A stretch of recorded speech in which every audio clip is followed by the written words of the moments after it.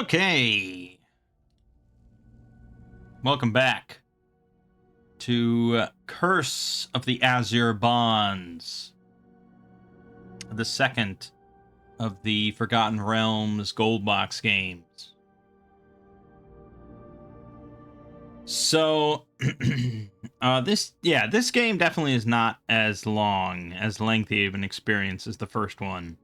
Or it really doesn't feel like it. I mean, I don't know. The walkthrough doesn't seem as lengthy either, so I don't know. At this point, I've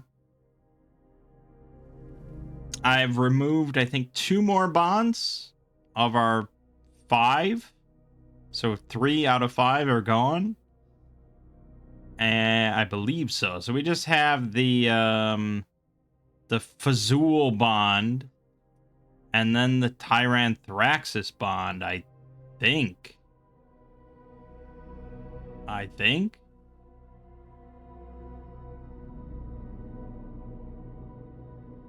We did the fire knives. That was in the first video. Then I've done Dracandros and Mogion. So yeah, that just leaves Fazul and Tyranthraxis. So yeah, I don't think it'll be too much of a lengthier experience. And it didn't take me that long to do that. I haven't been playing for 20 hours or anything like that. I actually have been spending quite a bit of time grinding, of all things. And that's because Curse of the Azure Bonds introduces, in addition to Paladins and Rangers, it also introduces dual classing. So this is only available to humans. You know, old school D&D was really weird, man. It was really just restrictive in a lot of ways. But yeah, only available to humans. And pretty much at any time, assuming that the human meets the proper requirements for the class they want to duel into, they can go to a trainer and just change their class. So, for example, Hiram, who is a ranger, has now dual classed into a magic user.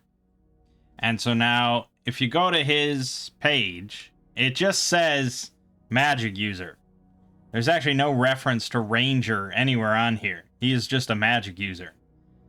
And you become that new class starting at level 1, and you rise up through the levels until you get 1 level higher than your previous class. So I think he was a ranger 10, maybe? I think maybe I bumped him up to 10. You're supposed to do it at 9, but I got greedy, and I think I went to 10, which is good, because you don't really want to go beyond that. Because all of these games have level caps for classes.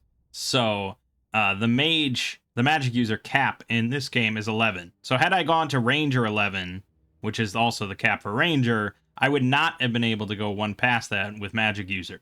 And once you go 1 past your old class with your new class, then you unlock all your old features. You know, so I would unlock all the Ranger stuff, like being able to wear armor and cast spells, and being able to use more weapons and things like that. Until that time, he is entirely a magic user and has no Ranger features. So that's been a lot of the grinding aspects, just like, okay, well, I may as well just sit here and keep grinding up because I don't want to go in as a level 2 magic user. So he's still not quite there. He's only level 8, so he's got to get a few more levels. But he's a capable enough magic user at this point that it's not the end of the world. And also, you probably don't want to like suddenly dual class your entire party all at once, because then you're going to be really weak. So I can have 1 weaker character, 1 or 2, and it's not crippling. So yeah, Hiram, Ranger / magic user. And then I also dual classed Imola, because Imola had capped out on magic user. And I was like, okay, well, you can go from ranger to magic user. Why don't I just do the opposite and go from magic user to ranger? So now I've got one of each kind of leveling up. So Imola is now a level 5 ranger, which basically just means she's like an okay fighter right now. Not especially good and not great hit points. So she's got a long way to go. I do think probably ranger going into magic user is better because of the hit point thing. There really wasn't much benefit to doing this because bracers are pretty good. You know, like bracers of AC2 or something are really good. It was just like, I don't really like seeing characters at level cap when I'm halfway through the game, so I just felt like getting more XP. You know, with the editor and stuff like that, we can adjust anything we want really at any time, pretty much. Like, if something doesn't work out. But, yeah, I just want to keep getting XP and getting levels, because I like that. So, the status of everyone, then, is Mangg is a level 9 paladin. He's probably going to stay a paladin until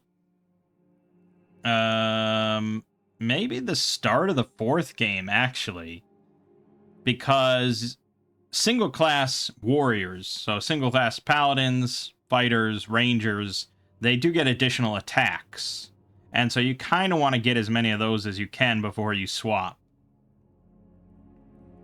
So he's just going to stay as a paladin, and I'm fine with that. I think that's fine. As long as he's still leveling, I'm not too upset.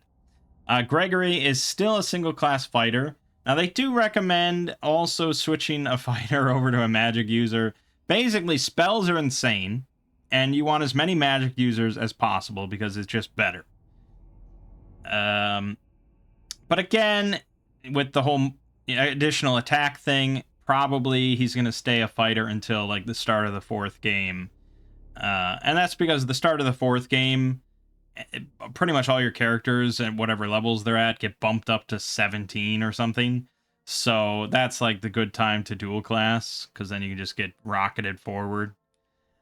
So that's that. Serena, still a single class cleric. She is level capped at 10 right now. And I thought about dual classing her over to fighter. But what that means then is that until I hit fighter 11 on Serena, I won't have a cleric. And you don't necessarily need a cleric. I could probably beat the game without a cleric.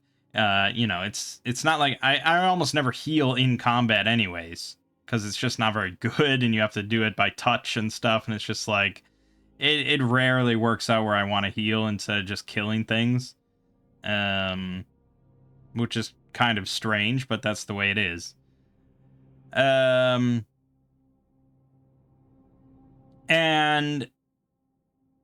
she wouldn't really benefit much from becoming a fighter. It's not like Pathfinder or something where there's like base attack bonuses or anything like that. I mean, fighters do get Thaco bonuses, so it's sort of like that. But I think clerics might get that as well, because her Thaco's pretty solid. I'd have to look at the chart. And I don't even know if the chart shows you or anything. So really, what becoming, say, a fighter gets you, for the most part, is the extra attacks.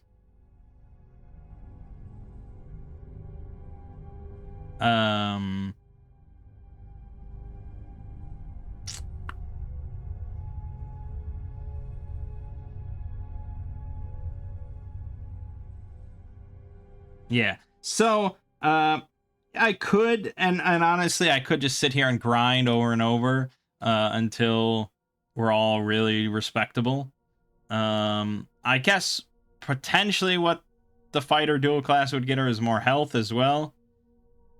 But health gains are kind of wonky with dual classing. I don't think you actually get extra health until you reach the +1 levels threshold. because otherwise, you know, dual classing you'd result in just absurd levels of health. And that's why Imola's health is still quite low. So I don't know. Basically, they kind of always recommend having a single class cleric. But I don't know. None of her spells are like absurdly good. You know, prayer is obviously quite useful. It's her most used spell. But I don't really use any of the cures. Neutralize poison is helpful. Slay living can just kill things outright, which is cool, but it's pretty rare. Hold person is kind of no longer that great compared to hold monster. And then bless, sometimes it happens. Sometimes I do it before a big fight. But yeah, I don't know. I could probably live without a cleric for a bit. The only thing that really bums me out is just seeing the level cap and just seeing her not go up in level and get any XP, really. I think she still gets the XP, but, you know, the bar doesn't move. So that's that. Hiram, level 8 magic user right now on his way, so he needs to hit 11. And then Imola, level 5 ranger, she needs to hit... gosh, I don't even know when I multi-classed. I don't know. She might be a ranger for the end, till the end of the game. And then Rosalina is level 8 fighter, level 8 magic user, level 9 thief. So she's doing pretty well for herself. She's, you know, the thief part doesn't really matter. And the fighter part doesn't really matter. She doesn't do a whole lot of combat like that. But her magic is quite solid. And I didn't realize she was holding this much money, so we're going to dump most of that on the ground. Because that really affects your movement rate. And we want everyone's movement to be solid. Too much fucking money in this game. Okay, so that's the status of everything. So we're going to now move on. I guess we're going to do this fight. Why not?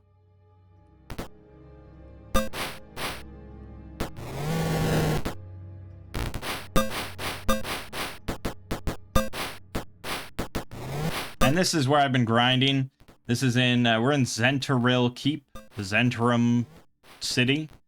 And so you constantly get accosted by these patrols of various Zentrum guards. And the XP is quite solid. So I have not gone further than this.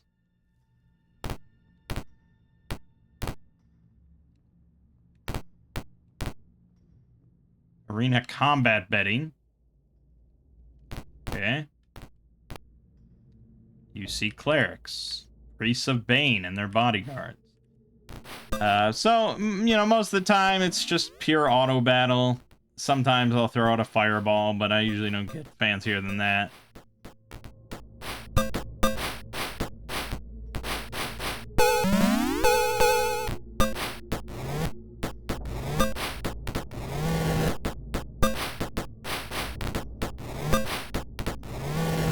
Okay.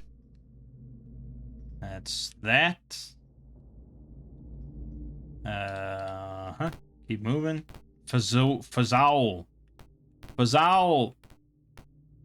A dog piddles on your leg. What the fuck? How does that even happen?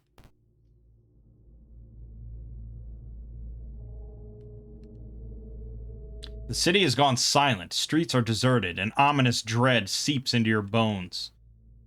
Okay. This is normal.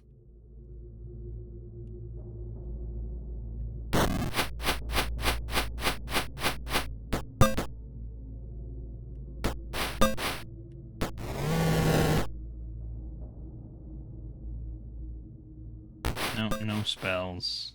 No spells. But look, I mean, Hiram already can use Fireball 3 times a combat, so he's definitely up to snuff. I mean, the damage is not as good as Imola was, but it's as good as Rosalina, so it's all right.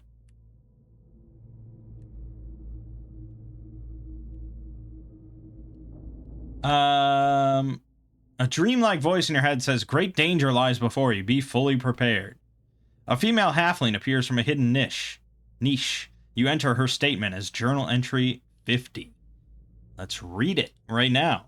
Olive says, "Well now, aren't we a fine bunch of adventurers? My name is Olive Rustkettle, and I know a bit about those tattoos on your arms. A pal of mine had some similar marks a while back. I wonder where she is. Listen, you've got to get a hold of the Amulet of Lathander. There is a man who could help you, but he's been captured and is being held prisoner inside the temple. His name is Dimswort the Sage, and he helped that friend of mine I told you about. I have a secret way into the temple. What do you say?" Yeah, hell yeah, let's go. You have entered the dark shrine through a hole in the wall created by a magical device carried by the halfling. As the walls close behind you, you see the device smoke and disappear. As Olive leads you through the dungeon, she explains about Dimswort the Sage. You note this down as journal entry 51. The human you are looking for named Dimswort. He's a very good sage and a music lover, which is why we get along. Did you know that I was a bard? Oh, when are we going to get bards? Yes, sir, I've got my harp right here, and I could sing for you. Well, maybe now is not the time. Anyway, Fazul Shembril has Oh, it cuts off right there. Dimswort is just beyond this door. Olive smiles and disappears. Yes, I think the first edition bard was kind of insane, from what I understand.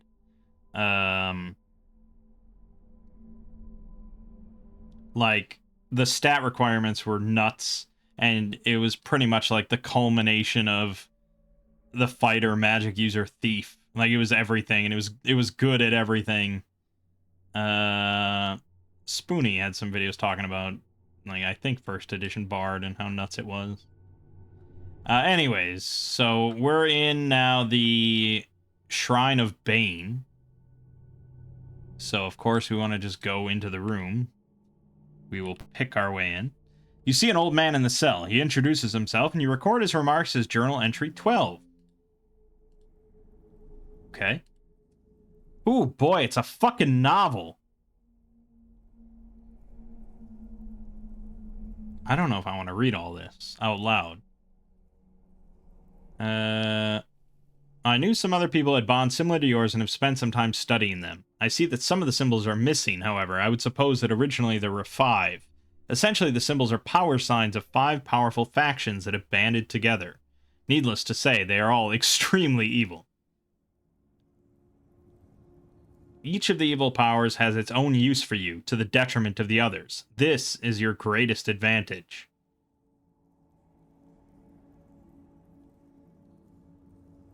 Okay.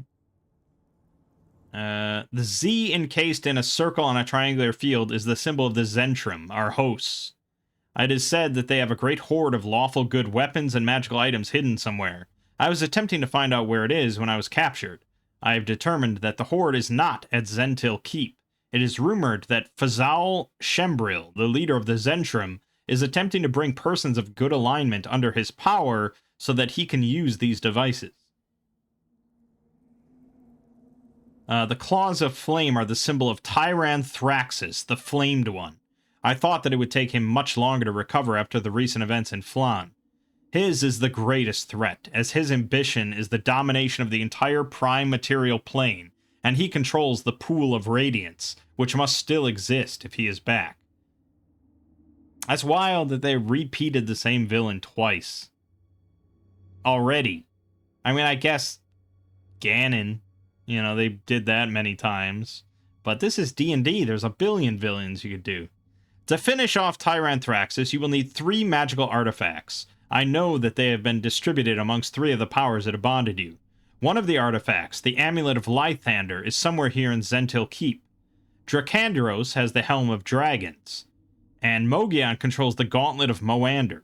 We actually have both of those, thankfully. None of these items are of any use except when they are in the vicinity of the Pool of Radiance. Unfortunately, I don't know how their magic works. I'm afraid I won't be of much use to you in terms of fighting power. However, I have been adventuring before and know how to stay out of the way. Will you take Dimsword along? Well, we're rescuing him, aren't we? Yeah. Okay. Yep.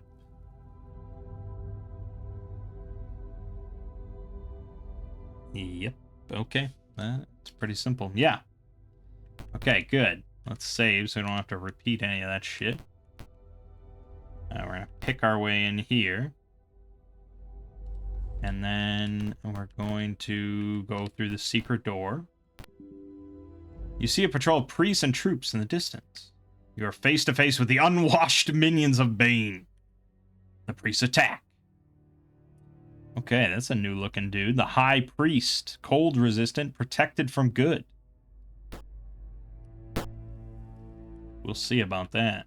I'm gonna slay living. And of course, fireball. Yeah, Imola just attacks at this point and gets held, so that's great.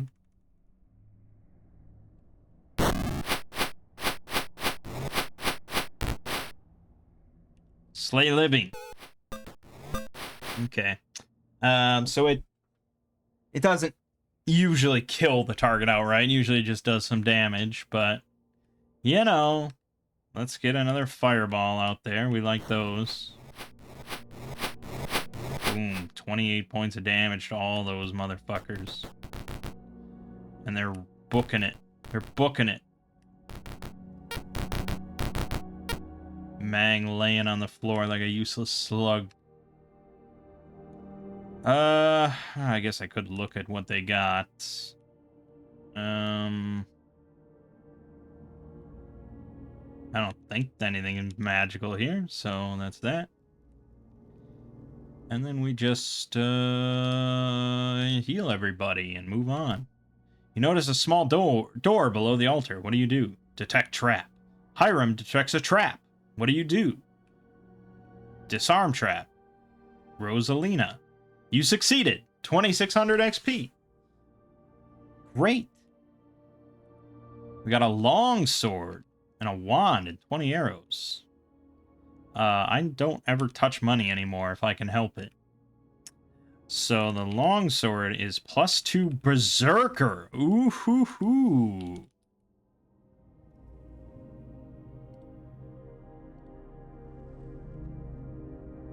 Cursed item that causes the character to automatically attack any nearby creature in melee. Damn, that's useless.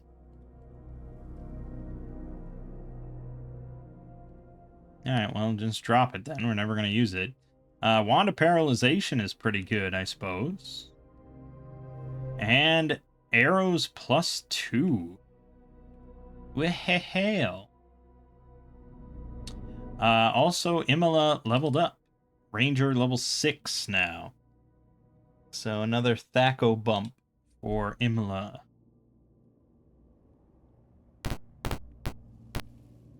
A hooded woman suddenly appears and says, "Follow me. I can get you out of here. You are trapped here. My master can help you."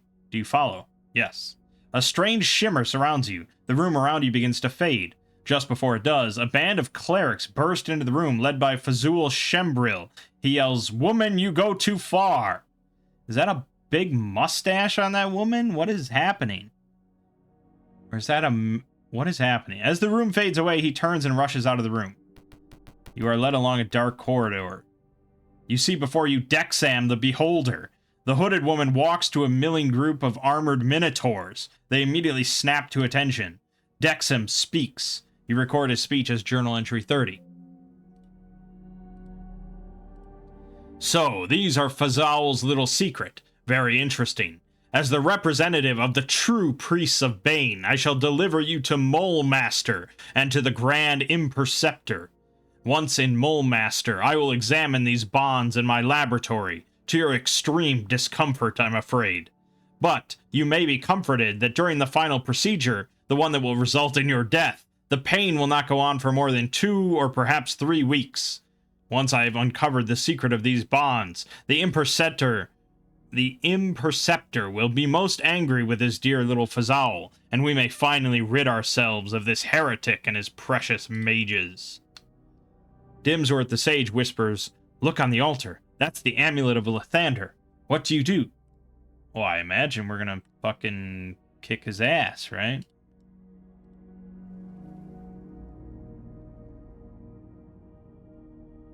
Yeah.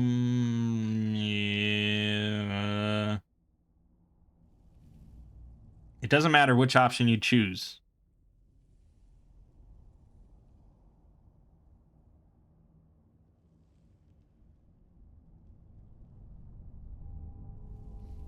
Okay, hold on. Alright, so we'll combat. Before you can act, an impressive man, backed by troops, priests, and magicians, rushes into the room. His statement is in Journal Entry 7. I am Fazal Shemril, High Lord of the Dark Shrine. My precious mages, as you call them, have allowed me to follow your minion. Dexam, you overstep your authority. My mark is on these people, and the Imperceptor will know of my work in due time. It is I who work for the greater glory of Bane. The powers granted us by Bane, combined with the power of the secular magic users, will bring about a Baneite hegemony. Yeah, something. I still don't know how to pronounce the word. Hegemony. Hegemony, god damn it. Also, my music's a little quiet.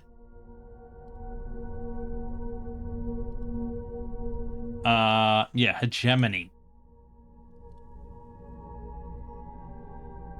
In the realms, and these bonded tools are central to the consolidation of our power. With them, I hope to be able to control and avoid the traps set in magical items by the lawful and the good. The bonded ones are under my control and authority, and will remain so for as long as I live.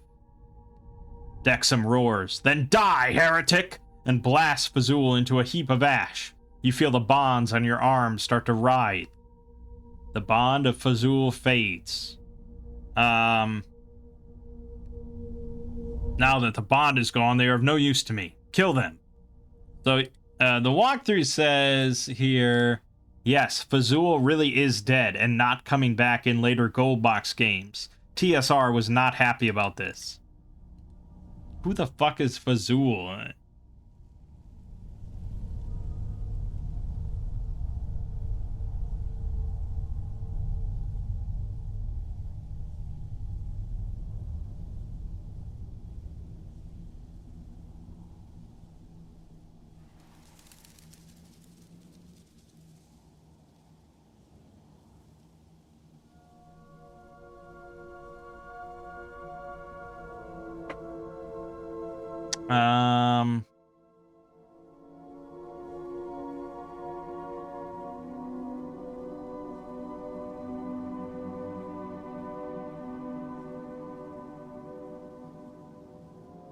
Apparently they just resurrected him later as part of the lore. So I guess he was a character. You know, the whole game is, I guess, a sequel or an adaptation or something to a novel called Azure Bonds. I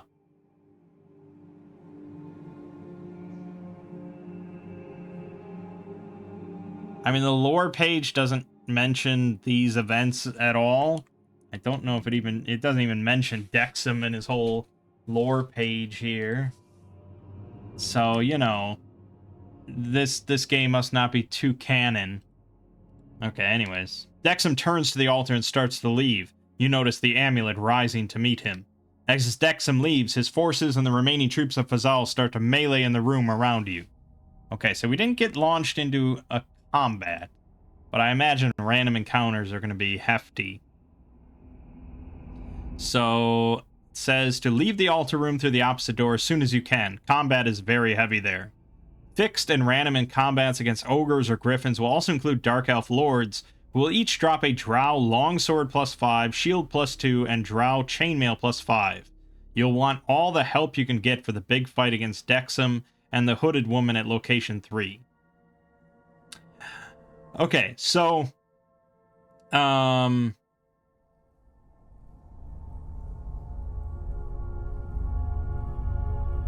drow equipment. This is not the first time you'll find it. Basically, drow equipment is really good. I mean, it's a plus 5 longswords, and they're gonna drop like 5 of them, you know. It's really good equipment, but it's going to disintegrate once we like leave the city, you know, once we go back out to the wilderness.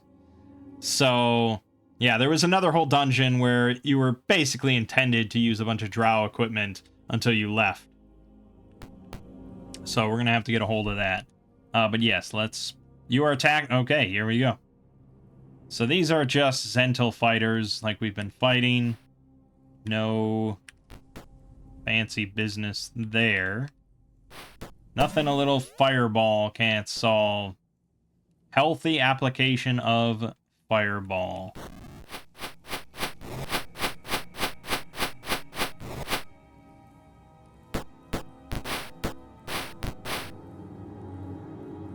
More fireball. I'm gonna drop it there. A lot of friendly AoE. Then we can probably just bust out some magic missiles. All good, all good. He's got a lot of magic missiles.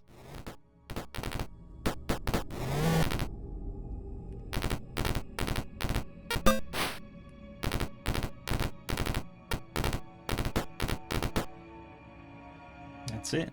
6,700 XP for everybody. Pretty good. Hiram got another level. Mage level 9. So he gets a level 5 spell, and we will take Hold Monster, because that's a damn good spell.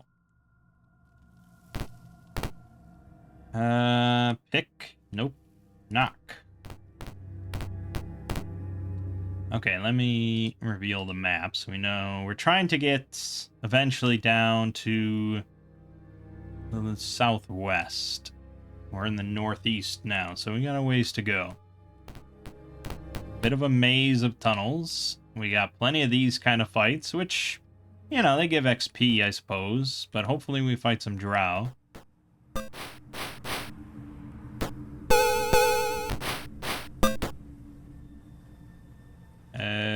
Let's go with a lightning bolt here.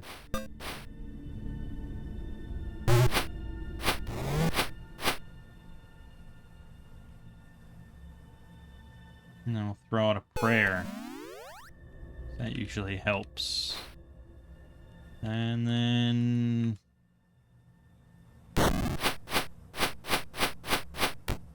yeah, that really hurt Rosalina, actually. I'm gonna move away from all that shit.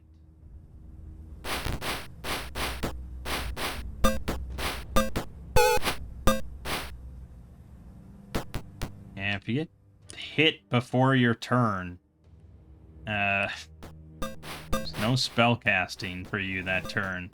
It's really annoying. You really have to protect your spellcasters. Alright, fireball.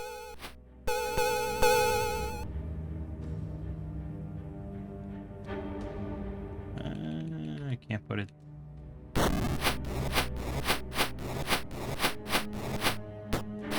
Good, good, good. Good, good, good. Now we throw magic missiles. Magic missiles, a great spell. Always been a great spell. Will always be a great spell. And that's 19 damage. Guaranteed. Cannot miss. Well, you know, it's just nuts. I mean, I don't have to tell you how good magic missile is. You know that.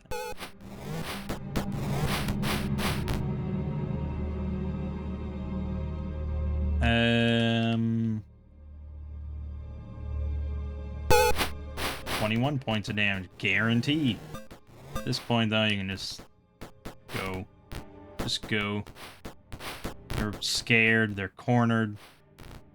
I don't know what they're doing. Done. Another 6,600 XP. I'll take that. Rosalina gets a level up. Mage 9 now. So she gets whole monsters as well.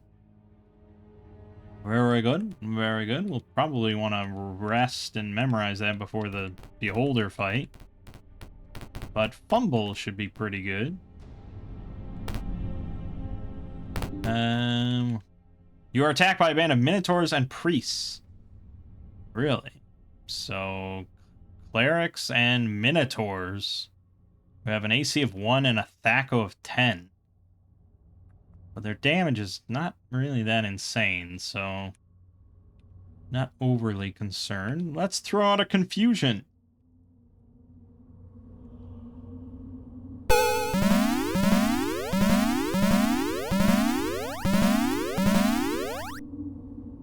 Okay.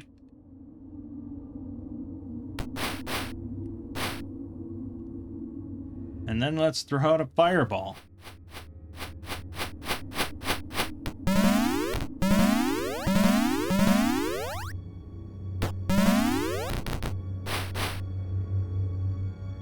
I mean, the battle's basically done at this point.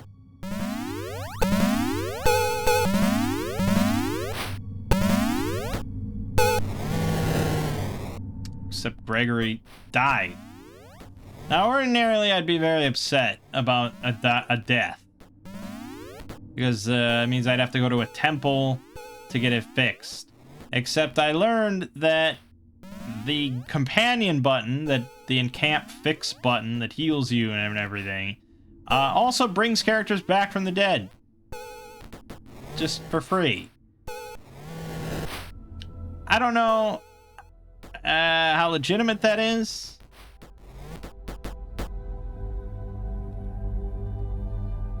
But it means that I don't have to reload the game, and so I kind of like it.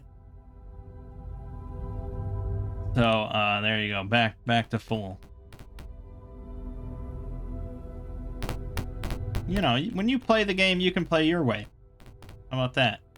Alright, we're basically at the point where we'd go fight the Beholder, and we didn't fight any fucking drow. So I'm not sure what's up with that.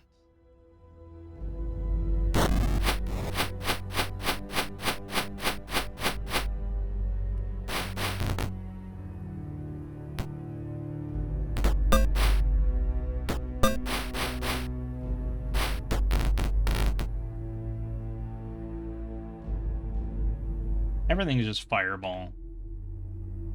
Fireball is just too fucking good. Fireball and Magic Missile, mostly all you need.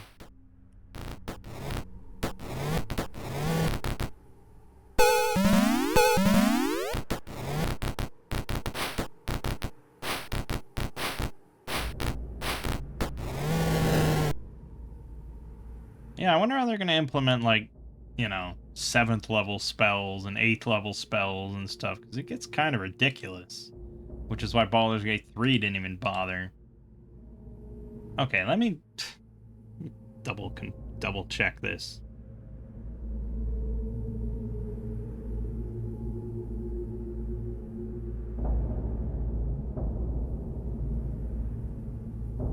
Okay, so is it random? Fixed and random combats against ogres or griffins will also include Dark Elf lords. Okay. So wait a minute. There are no random encounters. Why did you say random?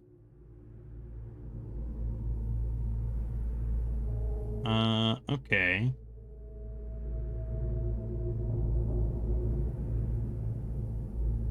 So I need to go to DEF. And I'm here. So I'd have to go all the way up and around. Okay. We're gonna have to make some movements to get to the goodies. That means some bullshit fights on the way. Oh, great. They're gonna instantly both die. Yep. That's not good.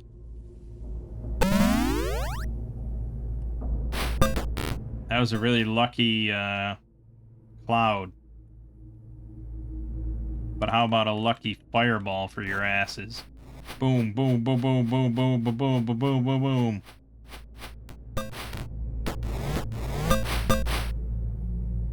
And you know what? How about another fireball? Because fuck you. Actually, she got shot. Damn it. And now she's held. But Hiram. Hiram's too good. He can't be stopped. Boom, boom. Boom, boom, boom, boom, boom, boom, boom, boom. Pretty good. Yeah, fireball's good. I recommend it. He's still holding people. Jesus. 11,000 XP for those people, though. That's nice.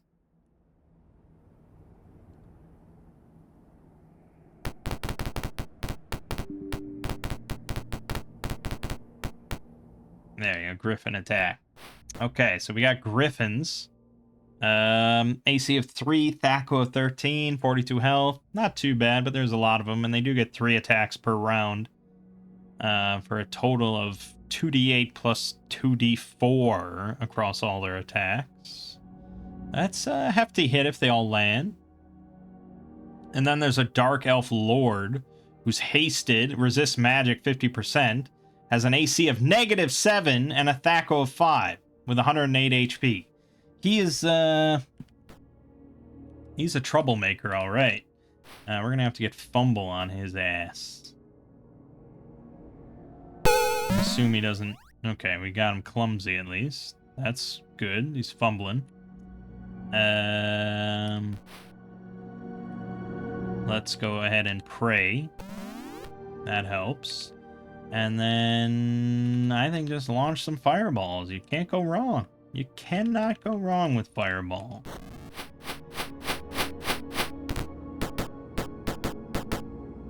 It is a little cheap to have fireballs every single combat. Not really the intention, I imagine, but hey, you could. There's nothing stopping you from having it.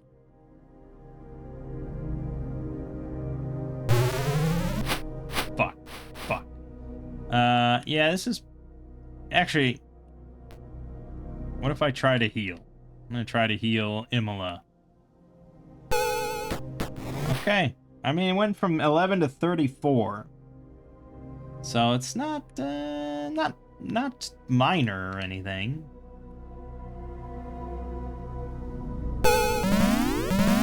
Hey, we confused everything. Pretty good. And we enraged, okay.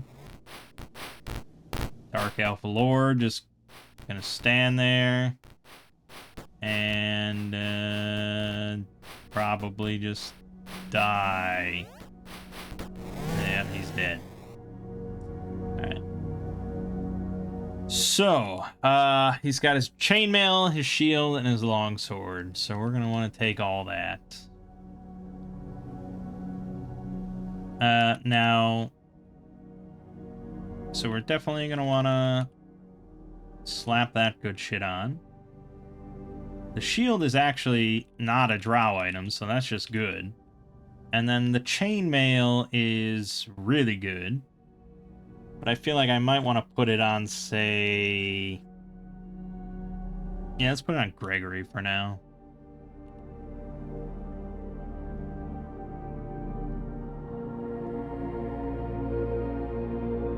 He's still using regular banded mail.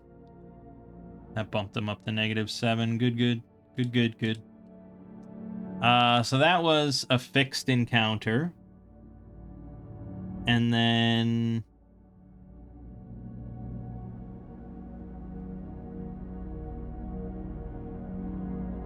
Should we go get some more, or should we be happy with that? Actually, I think if I go... Let me save, of course. Oh, more shit. Never change.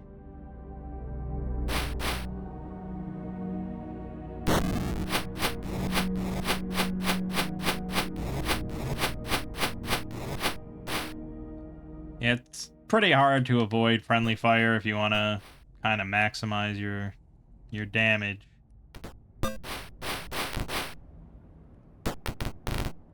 But since I full heal after every battle, it's Not that big of a deal.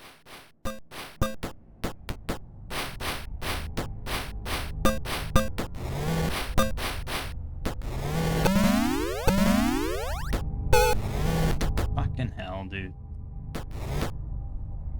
Get me Rosalina.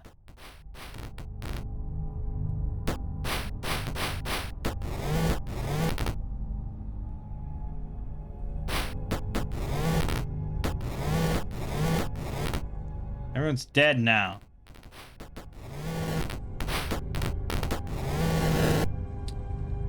The shit ton of XP. Good, good.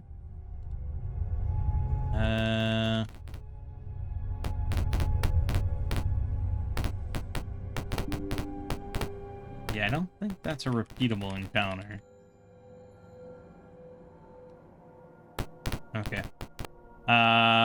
You notice a beholder floating in the dark shadows ahead of you. Its main eye is turned away, and it doesn't seem to notice your presence. What do you do? Really?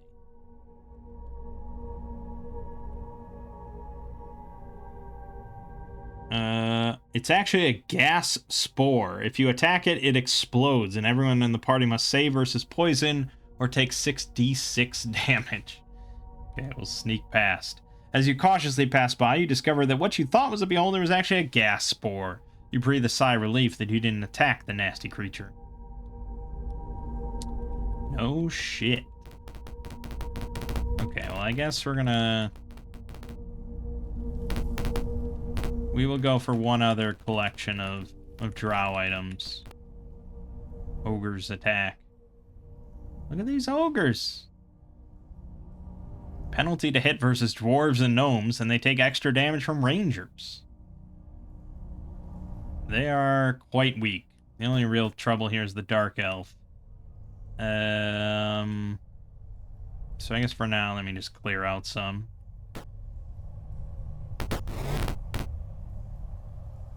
And... yeah, okay. So many.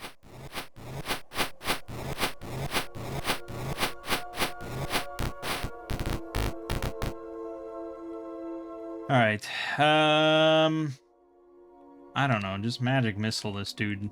Oh, that magic resistance, of course. Fumble. There you go. Get him clumsy.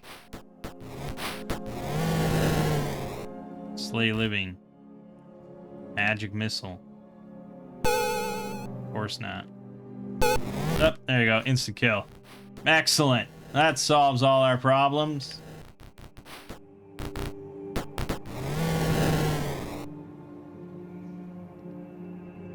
Okay. Well then, that's good. That's good. That's good. No, of course you're full. Why fuck wouldn't you be?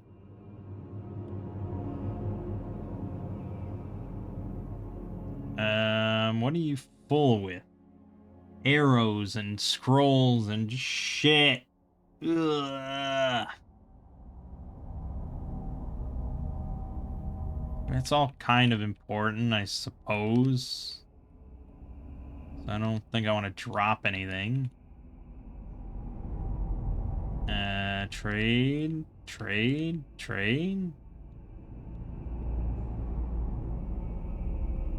And...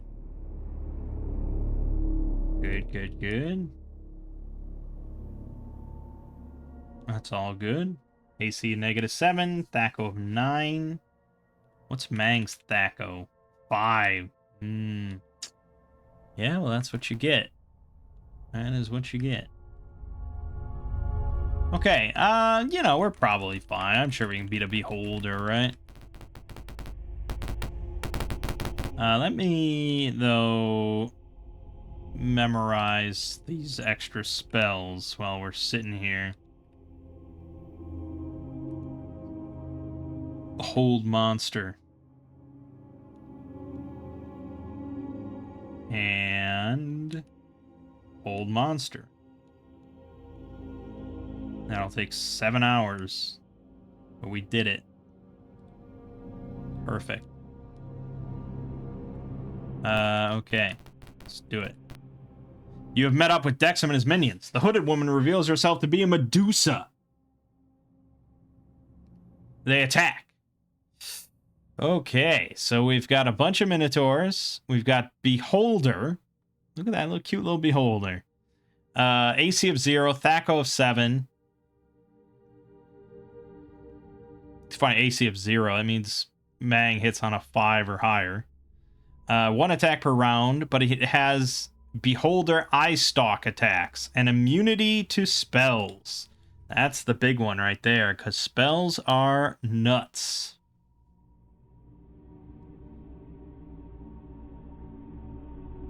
Yeah, I didn't buff it all before doing.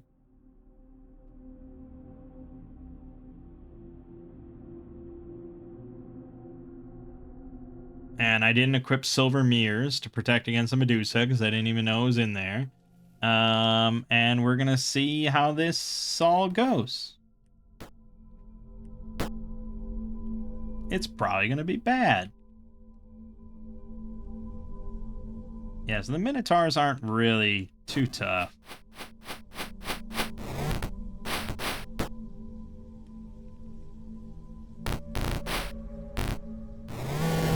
Okay, Serena is gone. I'm not quite sure what that means, but it's probably not good.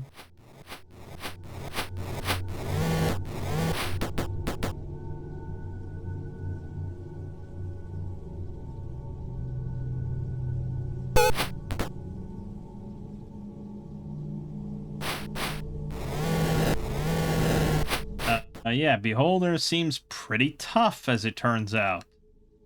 We may want to prepare more for this battle. That's insane. Holy shit. That's a wipe.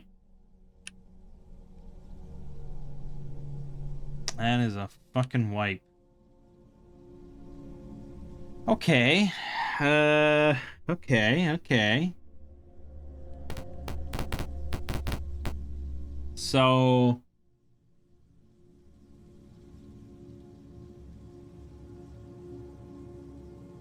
it says, cast all the buffs you can before engaging. Everyone should back away to at least distance 5 from Dexum, out of range of the Beholder's deadliest eye beams.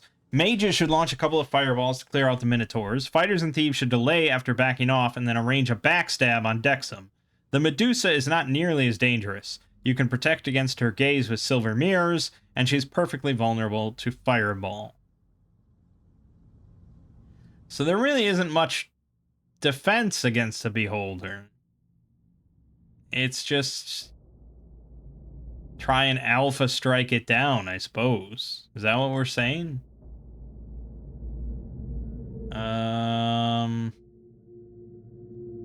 on. The walkthrough has a section here I know of like strategies against specific tough monsters, so I kind of want to see that.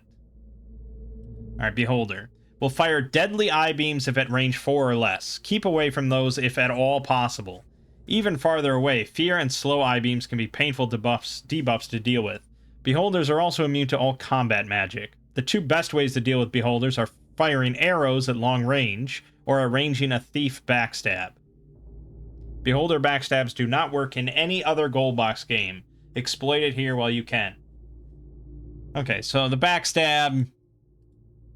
basically, I'd have to have someone swing at him, and then the thief, later in the turn, would have to then go around to... I don't think you actually even have to go behind him. You just have to attack the same target afterwards.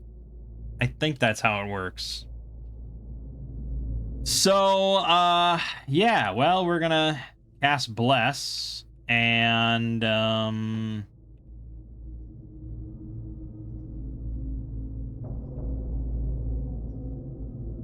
that's I mean, I can cast Enlarge on a few people, I suppose. Like Rosalina, if she's gonna do a big backstab. I don't think I've done one yet. So, you know. Mangg and Gregory. I don't have many buffs, clearly. Probably should have more. I just don't normally need them.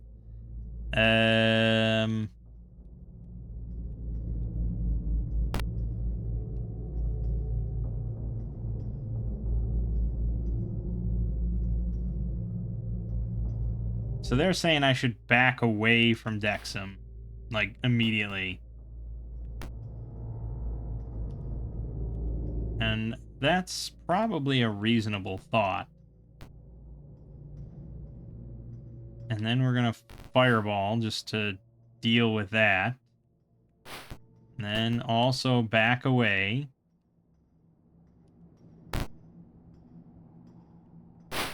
Gregory, back the fuck away. Hiram, away.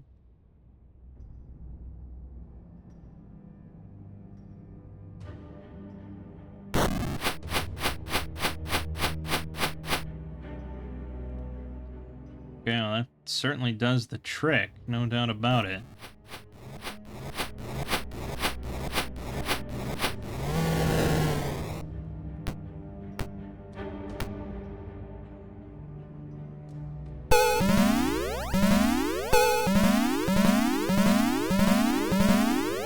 Jesus, slow across the board there.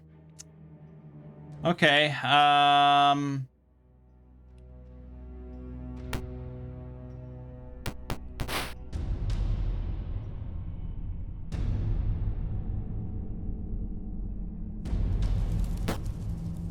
okay.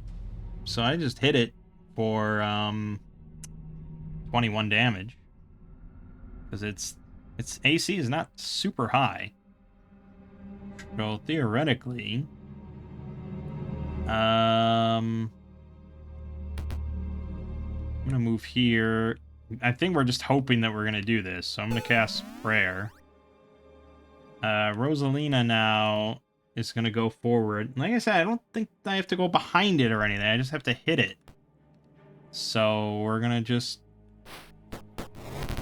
Okay, I definitely did not hit it.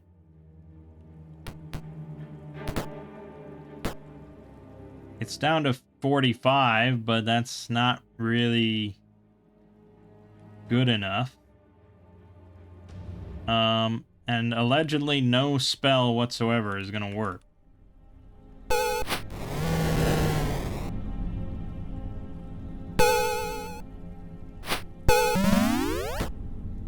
Okay, well he didn't do anything horrible. So maybe?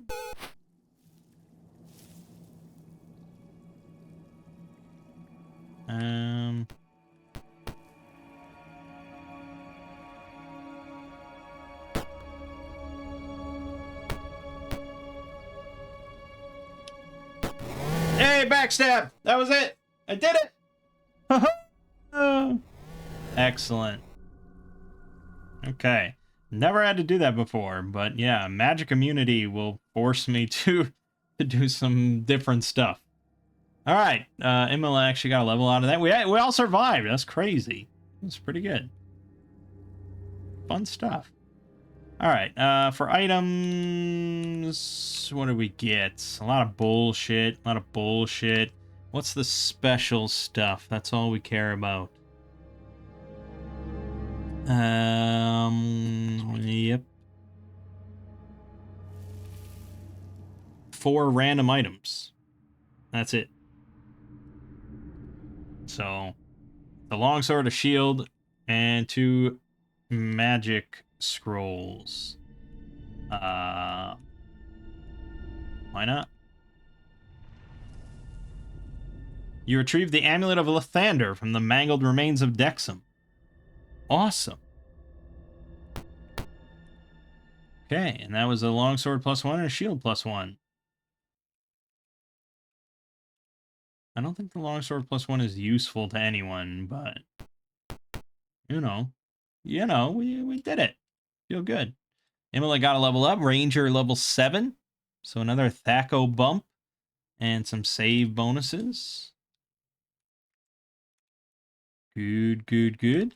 And we get out of here from the south.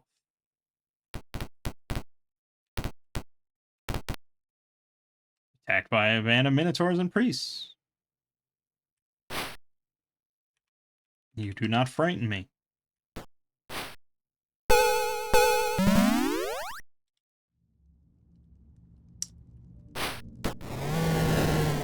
Okay, you just destroyed Gregory's body. Why would you do that?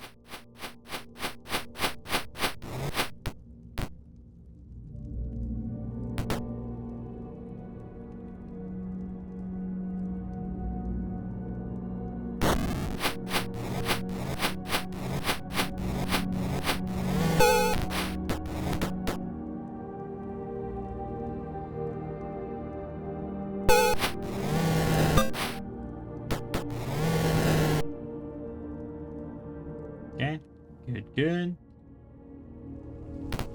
Good. You're attacked by manticores. Look at those manticores!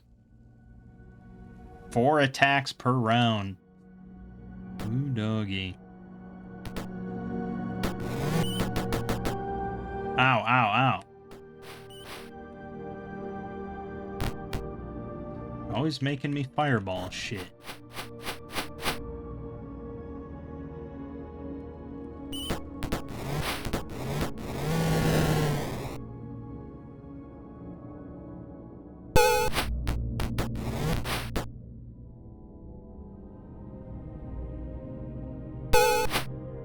Nice. That's pretty much in the bag, I think.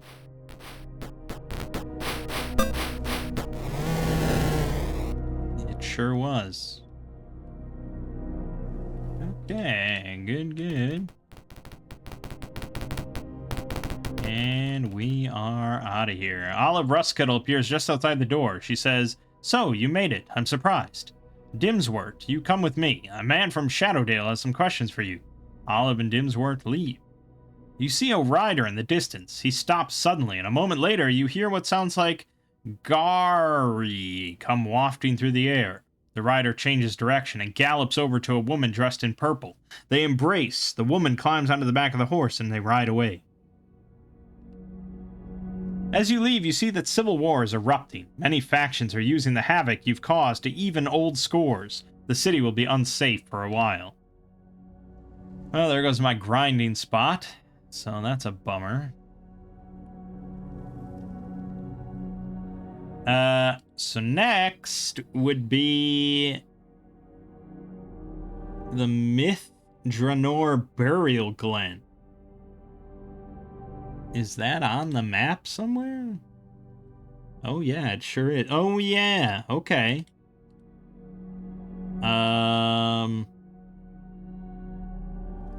And then from there we go to the ruins of Myth Dranor. Dranor, I don't know. And then that leads into the Grand Ruined Temple.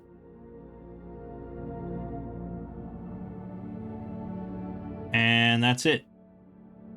That's the end of the game. The final boss is against Tyranthraxis, of course.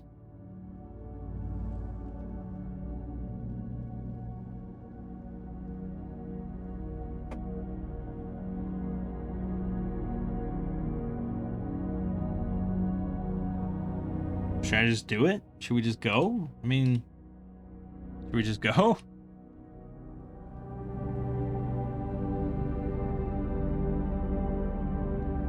Damn it, always fucking random battles.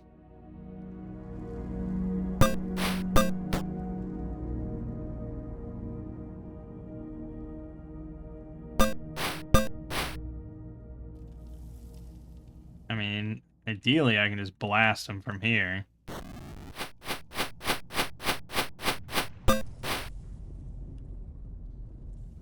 And I don't have to move.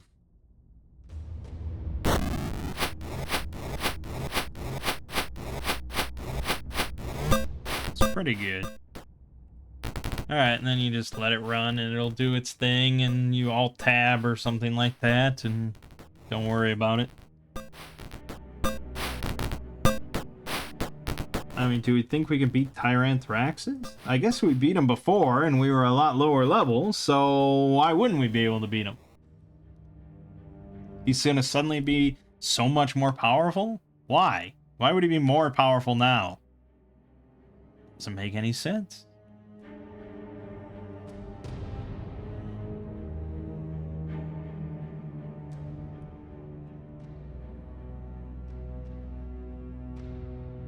So this is copyright protection, blah, blah, blah. Yeah, they still... You're in the middle of the game. You're towards the end of the game. They still make you do random copy protection, just in case.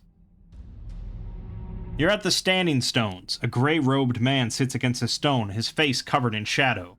He speaks. Okay, his face.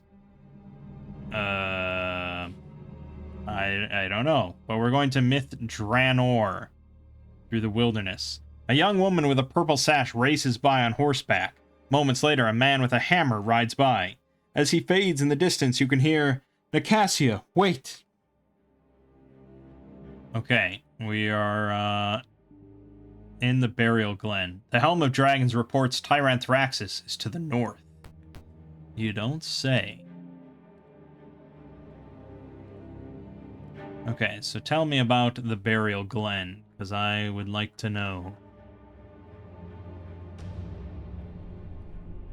Restore any looted graves you come across, except Princess Daimir's Blessing at location 14. You may also get treasure at locations 6, 10, 11, and 18. You may then proceed off the eastern edge of the map. Have neutralized poison prepared to deal with spider poisoning. Good, good, good.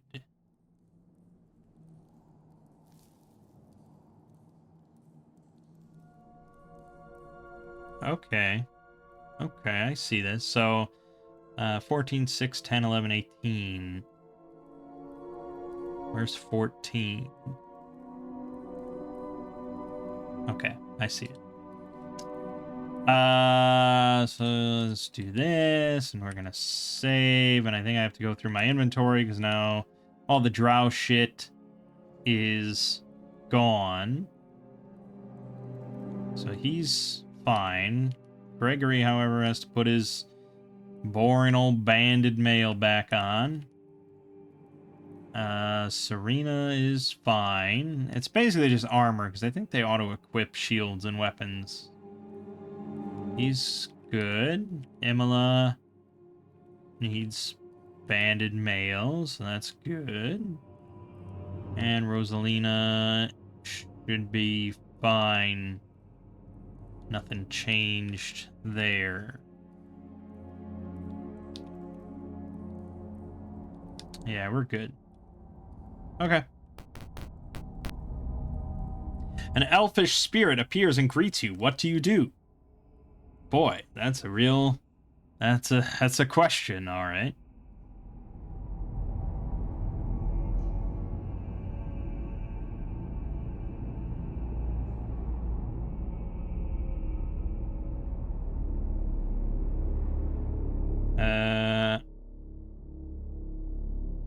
Okay, you just greet it. The spirit talks of the Glen, and you record it in journal entry 25. Why not? We spirits of Myth Dranor have grown weak over the centuries. We can now do little but observe.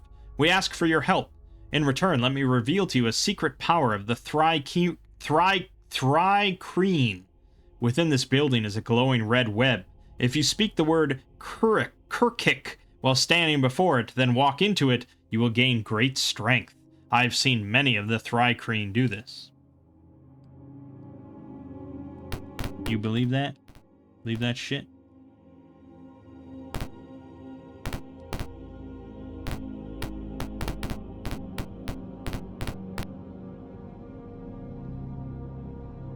Okay, we got... What do we got? A lot of giant spiders and some Thry-Kreen, which are like sort of lizard men. No, they're like mantis men, I think. I think they're from Dark Sun, really.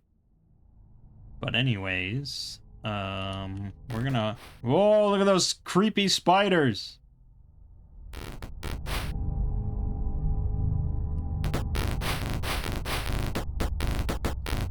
That's a lot of spiders.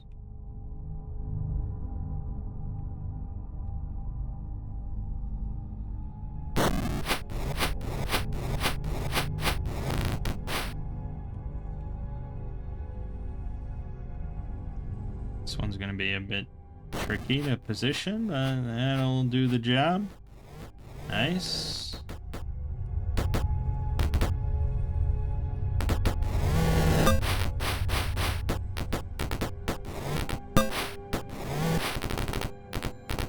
Yeah, really only dangerous if the spider hits you and you fail to save versus poison, and then you just instantly die. Sort of. It's like a pseudo death, but not pleasant.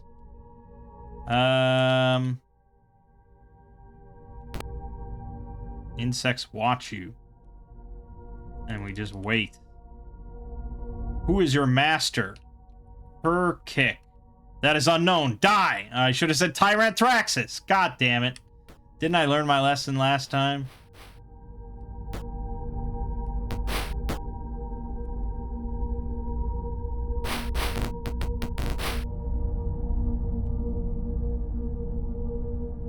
Fuck it.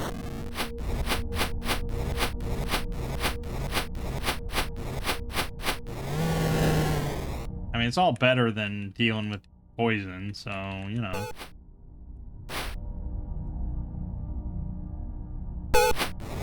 There you go. Problem solved.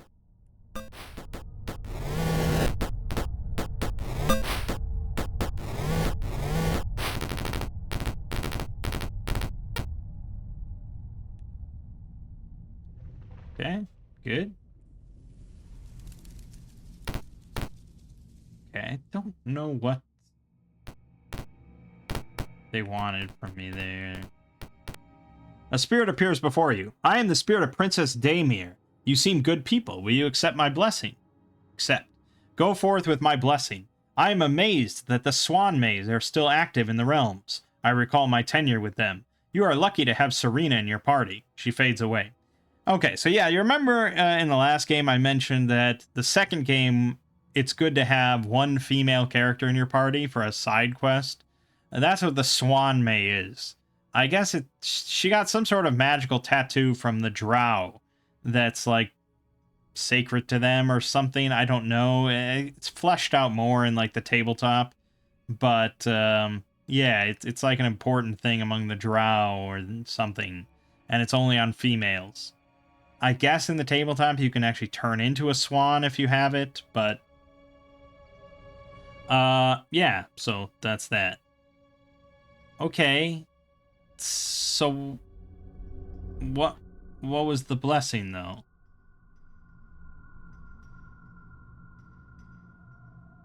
Gain a +5 bonus to Elven Spirit Approval and +2 to hit in all Myth Draenor combats. Well, that's pretty good.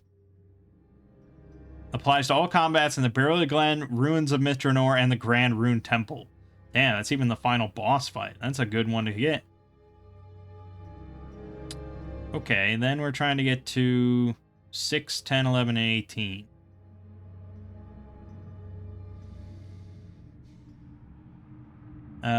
Sure.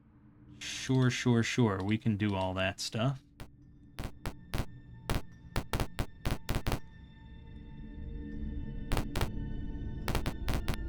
Spot a lone red plume. In a friendly manner, he makes a gesture of friendship. Oh, well. He tells you his tale, and you record it in journal entry 33. Let's read it. I am Kamir, and my ancestors lived and died here in Myth Draenor. I have been plagued recently, but by evil dreams of my grandfather's tomb being turned into a nest for foul spider things. If you will help me lay his spirit to rest, I will give you this bow which he made. He shows you an exquisitely crafted bow that radiates powerful magic. Well, why would I not want that?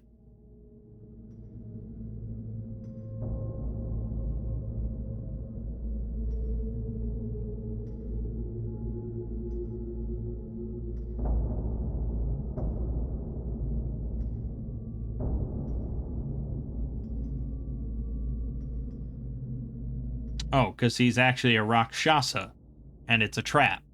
So we don't want to agree or refuse payment.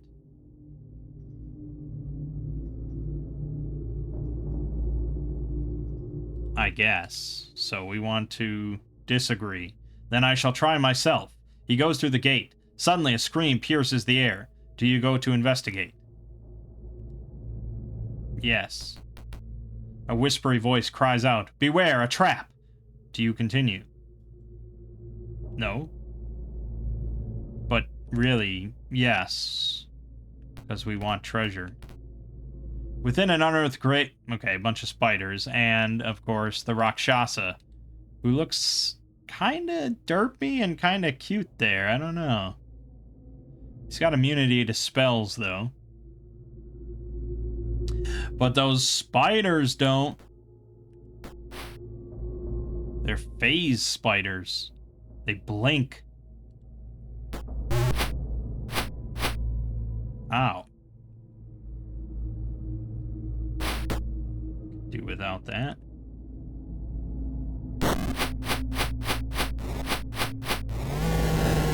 Yeah, that kind of hurt.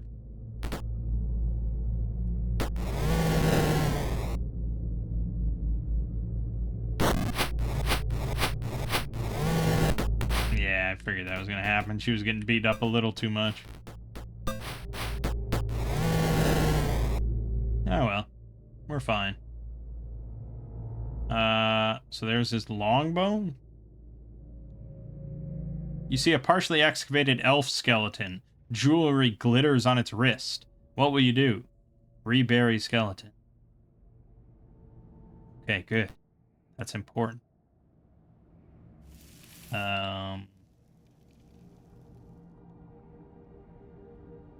It's a longbow +3. Oh boy.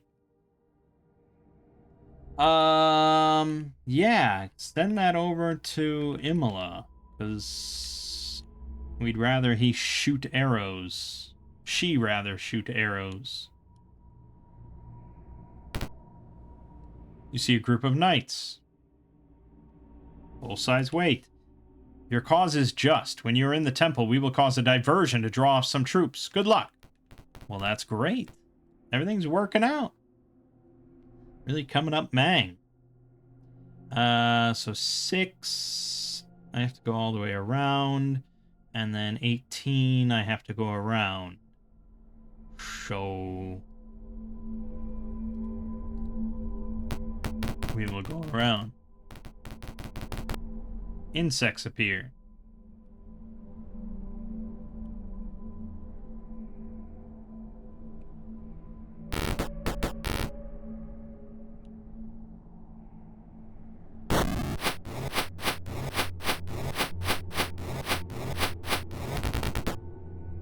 Love that sound.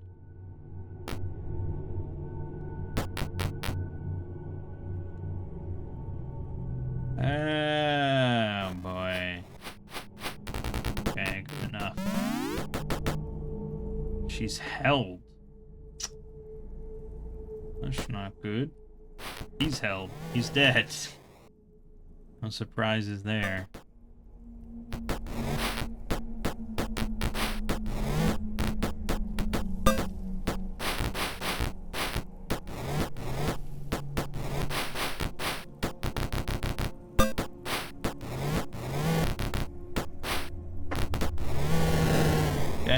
Good. Yeah, I mean, no one's getting any levels or anything, but it's good.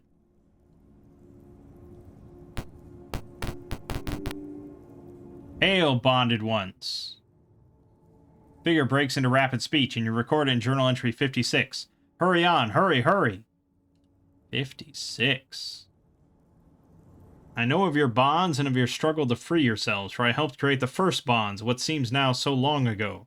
Your last bond, that of Tyranthraxis the Flamed One, is the most dangerous. Whether you know it or not, you are closer to eternal slavery now than ever, for Tyranthraxis need no longer share his power over you with others. He can turn his full fury to making sure that you do not ever escape. Your only hope is to catch the Flamed One by surprise, and deal with him before he can evoke the power of your bonds. Ooh, boy.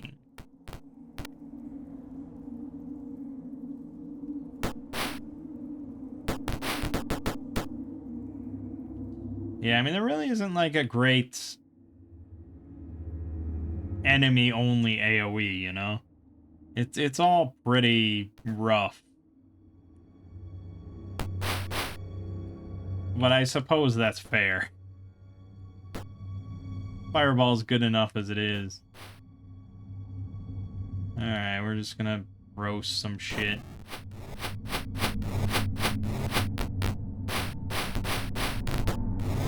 Yeah, that poison, man. It's pretty rough.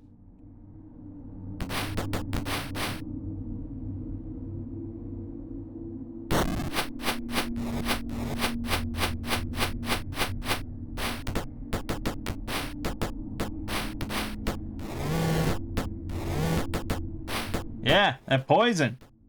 Are we actually gonna die here? I suppose if Mangg gets hit by the poison, fails his save, that's it. No, but Mangg is, of course, unstoppable, so... yeah, that's good. And then you just press one button and you're back to normal. Isn't it great? The Thri-kreen have bivouacked here. They prepare to make a stand. They sure do.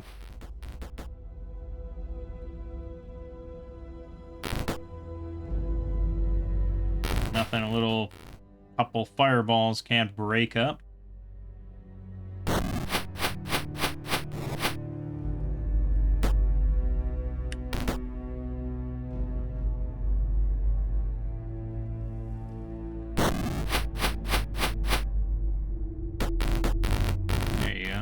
Just soften everything up. I mean, I could throw out some magic missiles, but it's usually not worth the time that it takes to go in the menu and target something. If you're gonna win, you just let it run.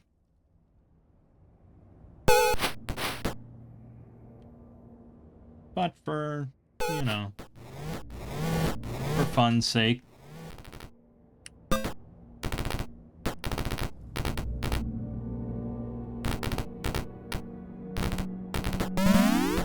Gotta chase their ass down. She got fucking paralyzed and... you're about to get a level. Stop dying. Other Thri-kreen respond to the noise. Oh, straight into the second battle. Can I get a fireball off while they're all lumped? I sure can. Well, that basically seals the deal. Look at that fireball. Nuts. A few more straggle in. Jesus. One last fireball I got here. And good to go.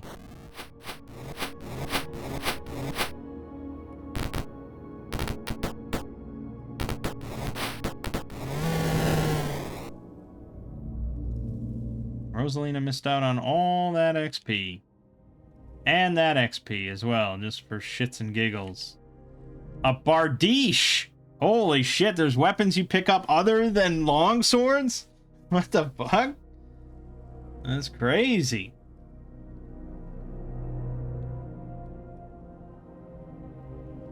A Bardiche +1. Come on, at least make it usable. Okay, I think that's basically it there. So now we go to 18.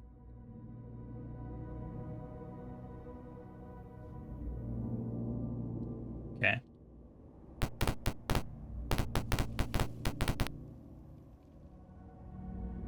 Who is your master? Tyranthraxis. We have no quarrel with him. They leave. There you go. That's correct. It's always Tyranthraxis. Near the entrance to this building is a crushed Thri-kreen. In the doorway is a ghostly shape. Do you want to enter the building? Yes. The spirit speaks. Welcome, warriors. Enter and meet our queen. Really? 2 suits of armor flank this stairway, radiating faint magic. One speaks. The queen will see you. What do you do? Go upstairs. The armor seems to bow as you pass. As you approach the stairs, a voice cries out, "The court gives greetings." A spirit appears before you. My heart rejoices to have such defenders. These items may help your quest. Okay, there was Rosalina's level, thankfully. Blessed Quarrels, a light crossbow, a ring, a scroll, a ring, and a staff sling. Well.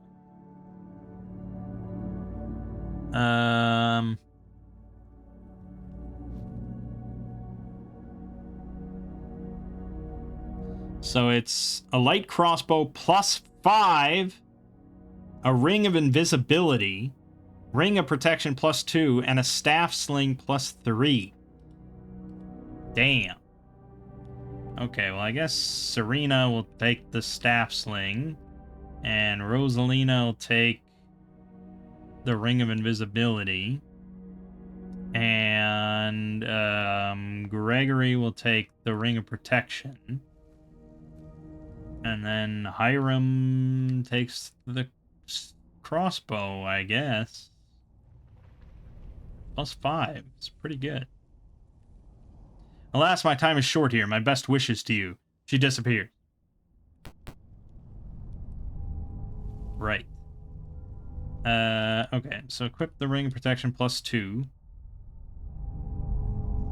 Puts him at a -6.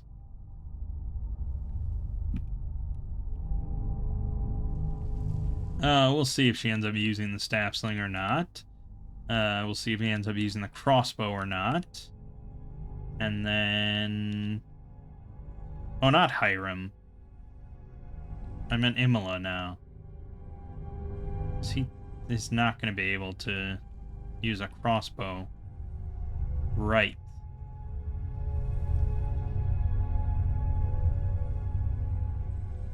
Then Imola's too full because he's holding a lot of shit. Blah, blah, blah. I don't know. Get rid of this composite longbow. And trade. Boom, boom, boom. And you put on the ring of invisibility. Sounds fun. Oh, yeah, and Rosalina leveled up. Thief level 10. Basically, she got 2 hit points out of it. Okay. Fine. So now we want to go to the next section. Proceed off the eastern edge of the map. Okay, so we just walk off the eastern edge.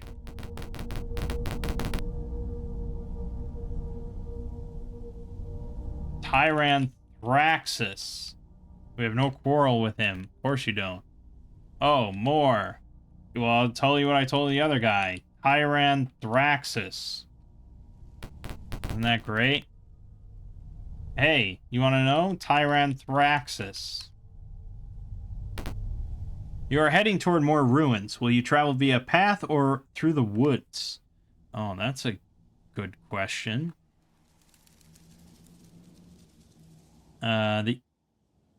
Using a path or to E2 through the E1 or E2. Which one would I? Oh, the path. We want to take the path. Okay, that would have been my inclination. Helmet Dragons reports Tyranthraxis to the north. A Rakshasa with matted fur and a dour expression comes around the corner. He makes a gesture of peace. What do you do? Dude, that is the best portrait I've seen so far in these games. Look at that! Man, that's like a fucking, like a web forum kind of profile picture or something. That is amazing. I love it. You've got a tiger man in a svelte robe smoking a pipe. That is excellent. I feel like screenshotting this. I don't even know if this picture would be available online. I need to screenshot this. Hold on. That is perfect. I love it. I feel like I need like a custom Magic the Gathering card or something that has that as the art.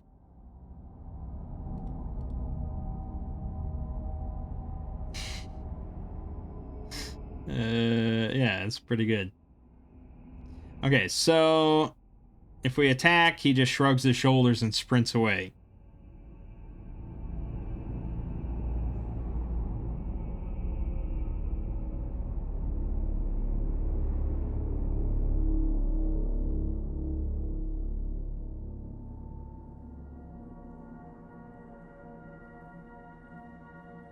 Okay, then he... Oh, God. Complicated. There's like this... I guess you can... He's like trying to lead you in some rebellion against other Rakshasa, but you can then betray him if you want.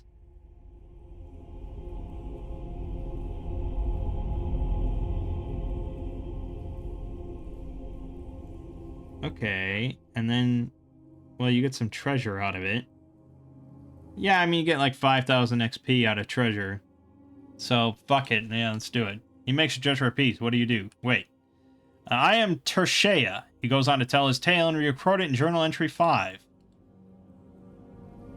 I have been having a streak of bad luck and gone through most of my possessions. Recently, I discovered that Bershea had been cheating in those games. However, the clan lord will not act without proof. Bershea guards the clan storehouse, and I know that there is evidence hidden there. If you help me break in, you may select whatever you want from the storehouse. I just want the proof of Bershea's cheating.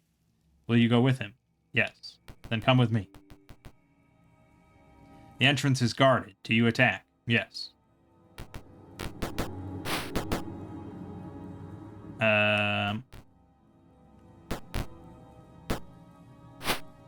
We've got some hellhounds here. Not overly bad, as well as some gargoyles. Margoyles, I'm sorry. They're immune to non-magical weapons. Like, that's a big problem for me. I got fireballs. It's as magical as you can get.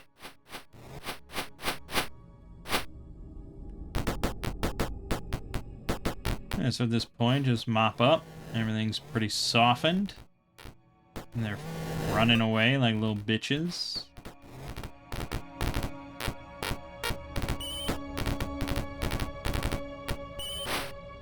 Hey, the staff sling made an appearance. Okay. The sound of battle had brought another Rakshasa and retinue. He calls out, "So, Tershea, stooping to robbing the clan. Know, humans, that if you bring me his head, you will be forgiven. Otherwise, you shall be tonight's main dish. This is the promise of Beira." I thought it was like Bershea.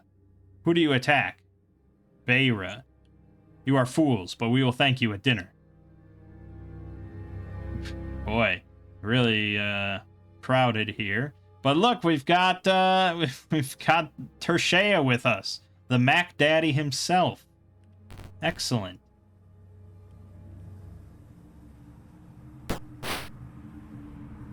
Nothing a couple fireballs can't solve.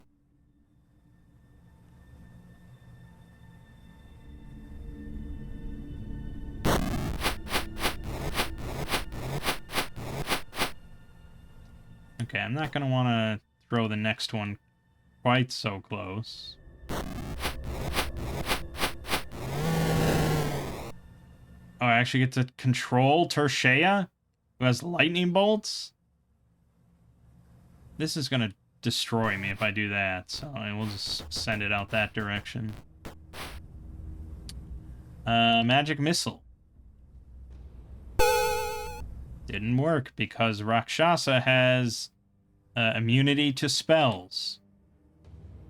Go figure.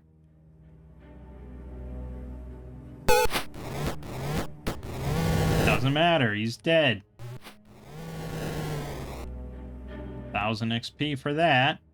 Tershea runs into the storehouse. He runs out a moment later with some papers. This proves his cheating. Take what you wish from the storehouse. Good day. He moves quickly away before you can stop it. Piled within this building is a large array of foodstuffs, clothing, and trinkets. Patrol advances towards you. You are spotted by a patrol. Parlay. Abusive. The monsters don't like your response. Of course they don't. There's only 2 of them. Should have healed, though.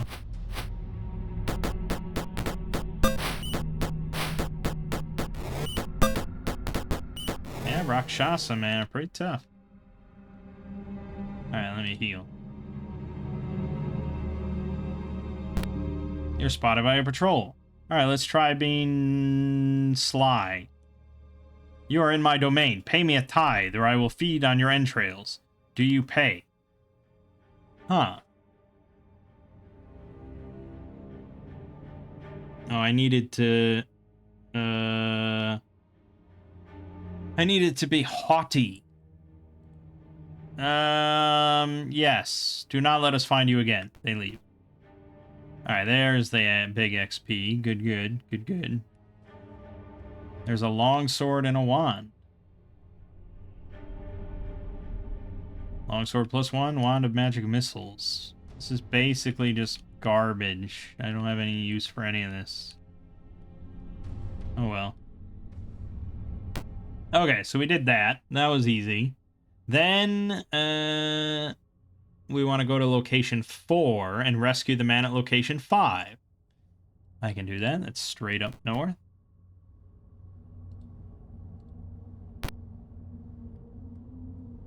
Parlay. Haughty.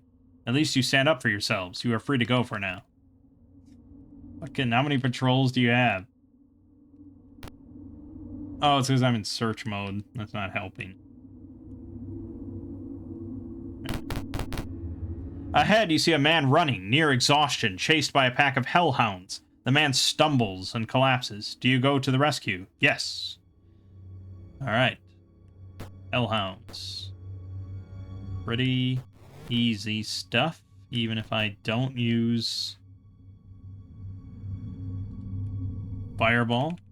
Well, why would I not use Fireball? I mean, come on, it's so good. Alright, everything's basically one hit away from dying. Yep, stuff like that, stuff like that, stuff like that. Easy, easy. The man thanks you and whispers, I managed to hide it before I was captured. Ruined building, northeast. Your reward. His breathing stops. Wow. So he died? Why even bother saying any... I guess. He was a good guy. I don't know what he was doing here, but he was a good guy. So that lets us go to location 10 and search for treasure.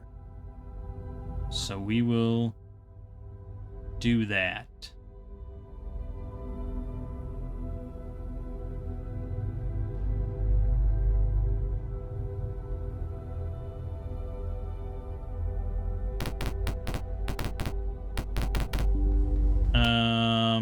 Yeah, we'll go this way. I read this. 2 gargoyles are torturing a small animal in a doorway just ahead. They are unaware of you. Do you want to attack? I don't tolerate any torturing of small animals, so yes. You swiftly kill them. Behind you comes laughter. Then the doorway collapses onto you. Imola is hit for 24, Rosalina 24. They failed their save versus petrification. You know, because it's so stupid. You know, this is why they changed it to like reflex, you know, and fortitude saves and will save, whatever, you know, rather than save versus breath, petrification, spell, wand, because then they had to come up with all sorts of like, oh, well, door collapses on you. I guess it's a save versus petrification. A Rakshasa comes up while you are buried. Do you play dead? No. Seeing that the collapse failed to finish you off, he turns on his heel and disappears. Of course he does. Parlay. Haughty. And it's like, once you know that haughty makes them not fight you, like, you can just always do it, you know? And you just avoid all encounters.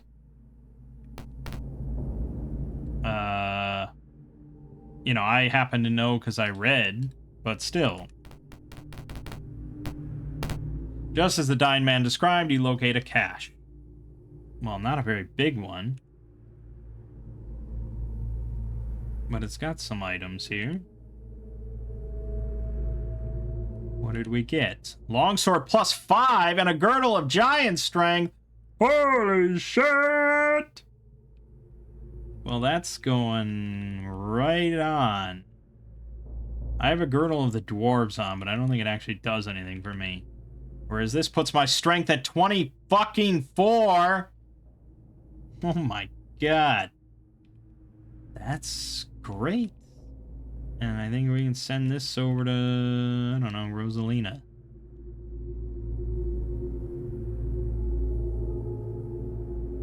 Yes.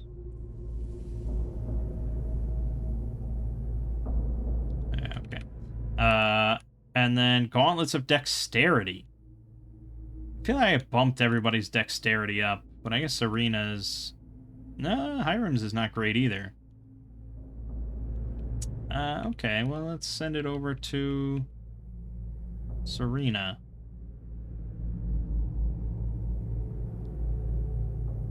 Oh, it increases by 1. It's not very exciting, but it did give her an AC, so that works. Okay, good. Treasure is good. Longsword plus 5, very good for the final boss. Then we want to meet the head Rakshasa at location 12 and parley with him with a haughty attitude. And then go to location 13. Once you do so, you may not return to any previous map. Before doing so, you should leave and wrap up everything else first. Yeah, I could. I could sit and grind for quite a while. Except I lost my best grinding spot, so I'm not inclined to do so. Yeah, I'm haughty, man. You guys know I'm all haughty. You've all met me. Haughty. A Rakshasa resides here in Splendor. Splendor. Haughty. The Rakshasa smiles. You have a boldness that is refreshing. He goes on to tell you his story, and you record it in journal entry 57. It is good to speak with those with confidence enough to deal. My clan has taken this spot as a place to rest for a few mortal lifetimes, but the Flamed One, Tyranthraxis, has stolen our followers and threatened my clan. His power is such that we cannot attack his temple directly, though we hate him with great passion. Now to our deal. You wear the Flamed One's mark, but I have been told you are his enemy. When you attack his temple, we will bend our power to reclaim our followers. That may weaken him enough for you to be victorious. Okay, we're getting all the benefits for the final battle. Then location 13 is right across the way. Dude, I'm in good with your leader. Fuck off. A lone Margoyle skitters away, uncovering a sewer grate. It seems to be trying to flee. Do you let it? Yes. It runs down through the sewer and disappears. There is a sewer grate here. Why did I let that thing flee? Oh, it doesn't matter whether or not you let it flee. Okay. Well, here we go. A dreamlike voice in your head says, "Great danger lies before you. Be fully prepared." Do you still continue? Yes. The sewer ends in a darkened kitchen. A rumble and a cloud of dust force you from the tunnel. The sewer has collapsed. This is no longer a way out. Oh, shit. Okay, we're in the final area. If you enter the temple via the sewer, random encounters will at first be disabled. You can loot a high priest's bedroom at location 4. Exploring the temple as much as you can without meeting Tyranthraxis to reduce random monster generation as much as possible can be done, but won't actually gain you much. You should meet Tyranthraxis in the temple entry hall and combat his minions at location 1. That will enable random combats. Then head straight up to the stairs, blah blah blah, and then win the game.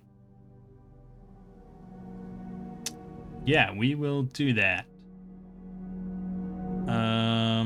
Okay. So we're gonna go to 4, and then 1. Yeah, okay, good. We're on a 4 and then 1. And we're in it to win it. I already forgot where 4 was. Okay, I remember now where 4 is. This room has been converted to an office. The walls are covered with icons of Bane.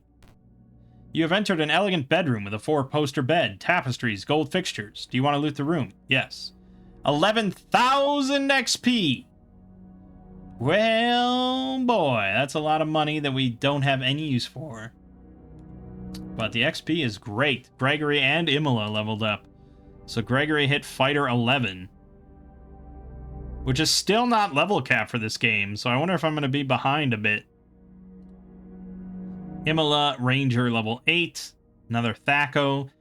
She got her extra attack per round. Good, good, good.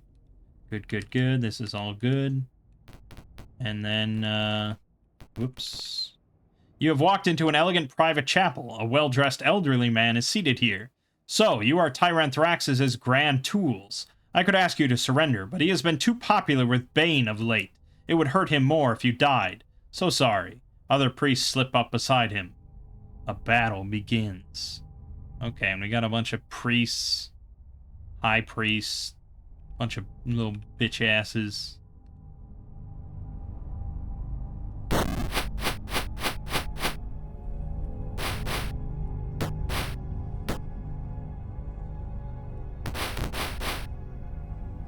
I'll just do some magic missiles. Gets the job done nicely.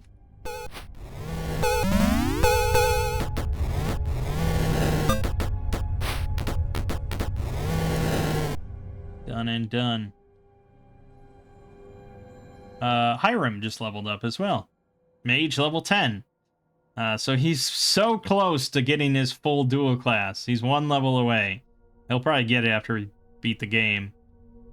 What spell am I giving him? Haste. We might actually want haste for this final battle. Which means that I would have to memorize some shit. As you enter, you hear a voice. Finally, you have come. Step forward.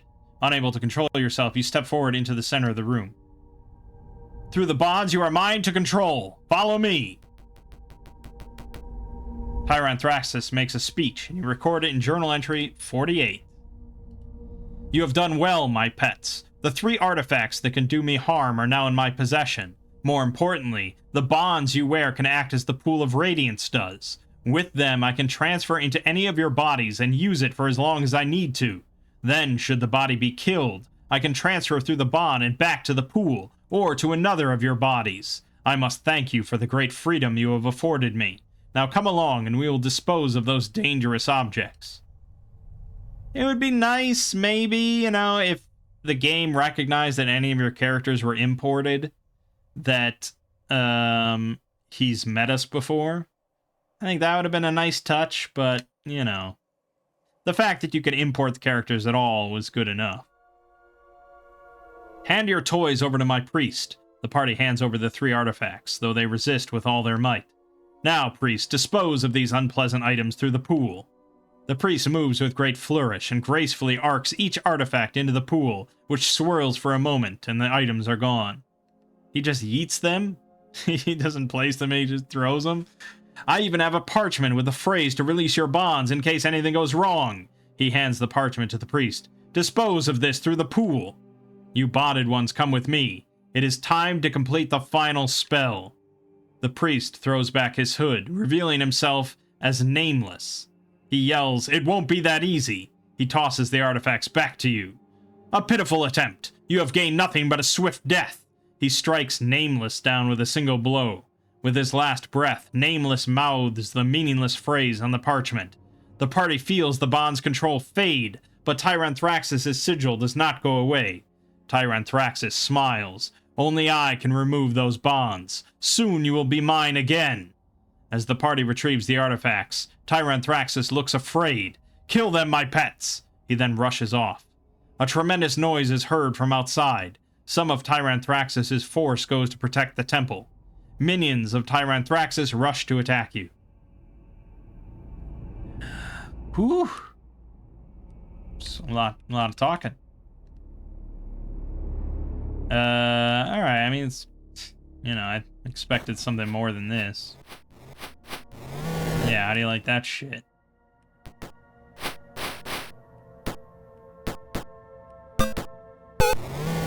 God damn it, Gregory.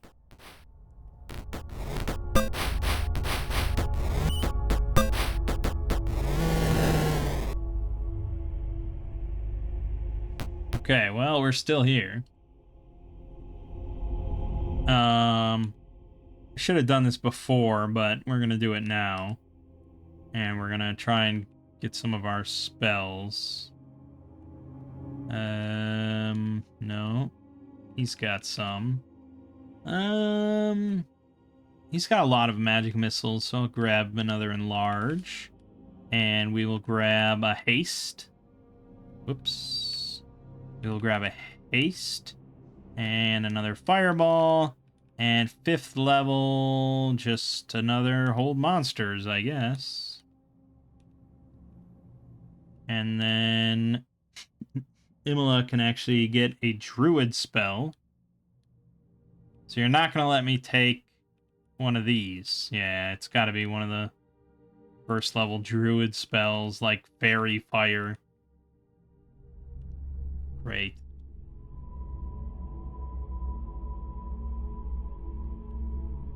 I'm going to grab another magic missile and another fireball.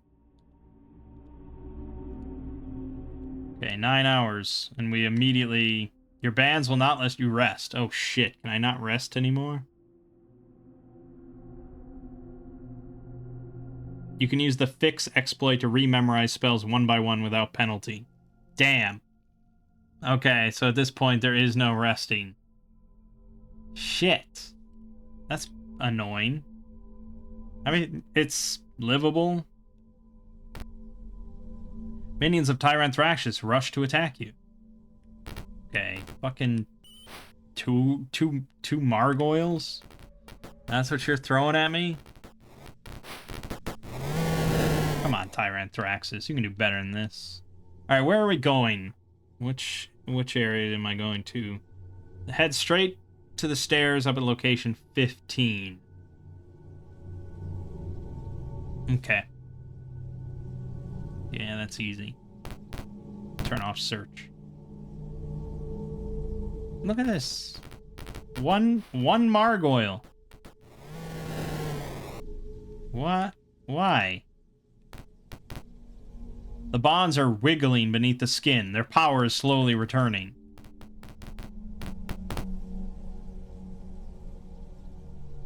Okay, I don't know if this is the... No, it's not. Okay.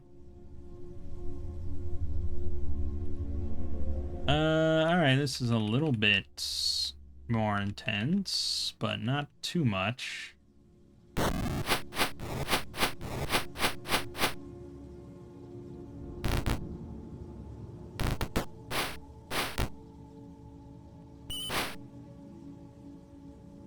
Nothing a little fireball can't solve, right? Right?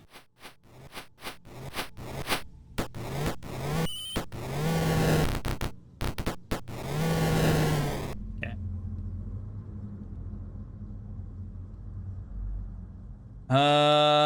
Okay.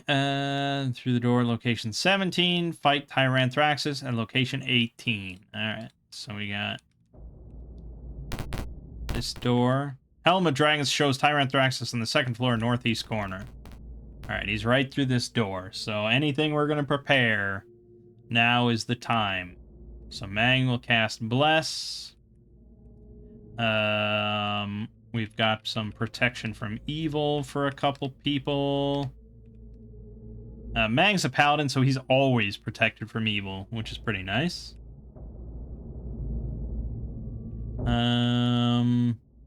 I think I've got some enlarges, which we'll put on the big boys. Gregory and yeah, Serena. And then we'd have to go in, see if I have any scrolls that are potentially useful. I'm hoping there's one with haste. Actually, Hiram's gonna have to take all these.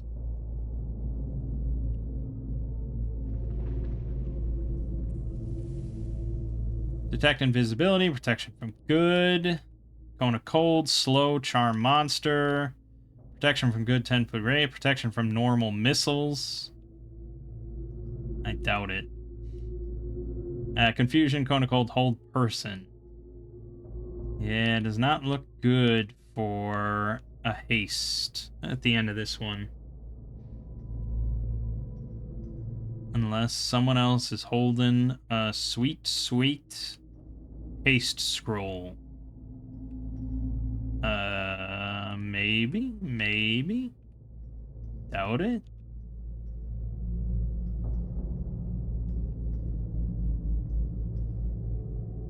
Old monsters and feeble mind. No.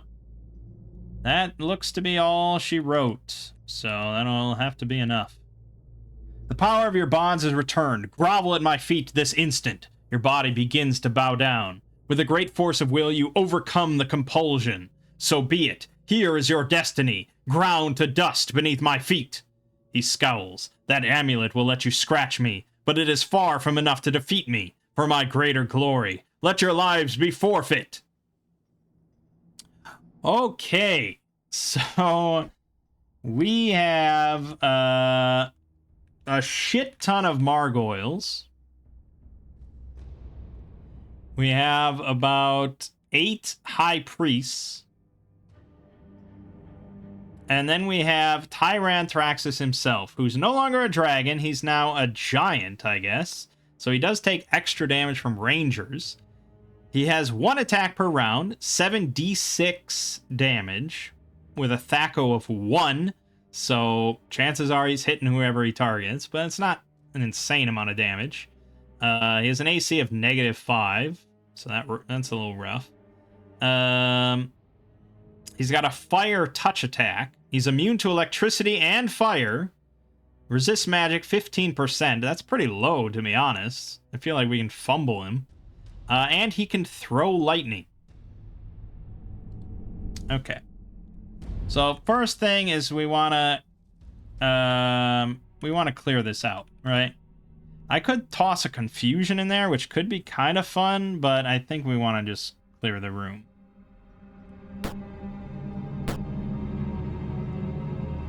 So we're going to go for somewhat center mass here.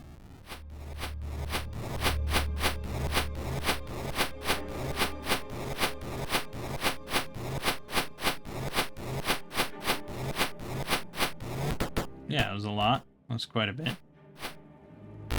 Okay, that hurt. Imola's half health now.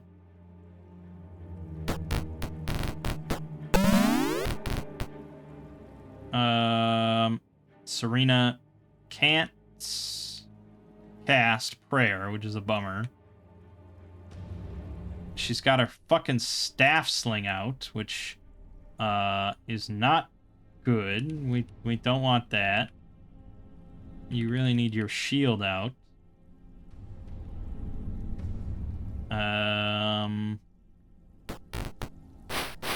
What's that?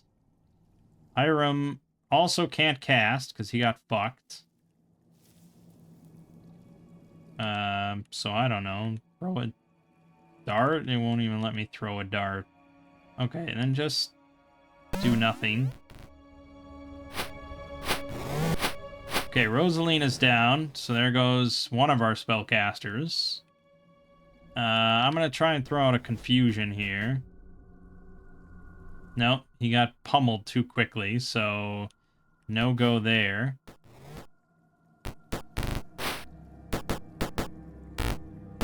Imola's almost dead. Serena's almost dead.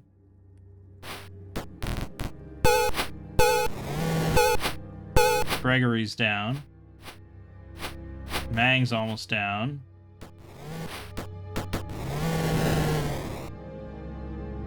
Hiram never ever gets a chance to cast a spell, so that's pretty bad. Mangg got held and instantly killed. Serena's dead. Hiram's just about dead. Okay.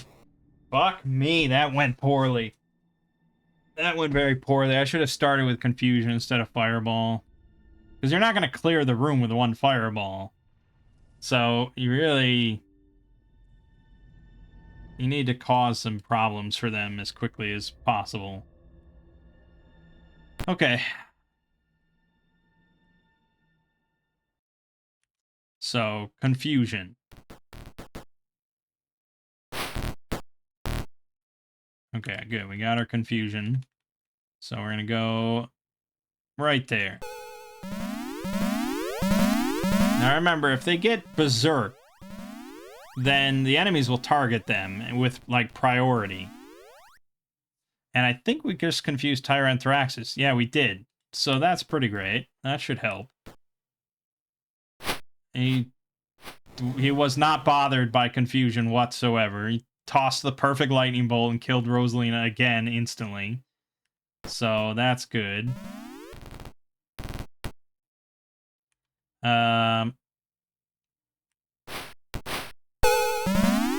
Serena's held, Imola's held, Mangg's held. That's basically game over right there.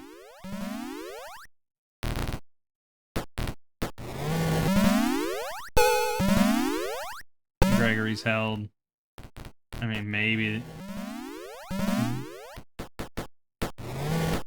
No, that's game over. Okay, so... Okay, Tyranthraxis got confused, but he got lucky rolls, where basically it didn't matter. And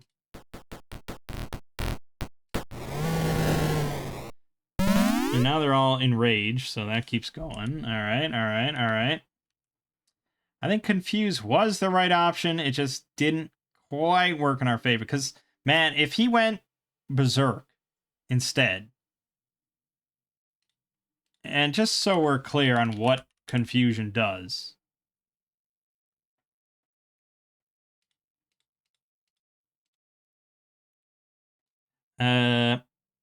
Each round, a confused target rolls a random action. 10% to replace the confusion effect with a 10-minute fear effect. 50% chance to do nothing.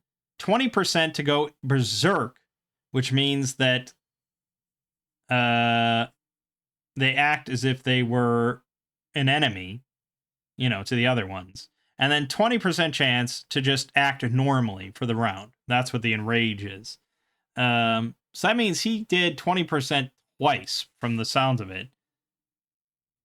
So that's annoying. That's quite annoying.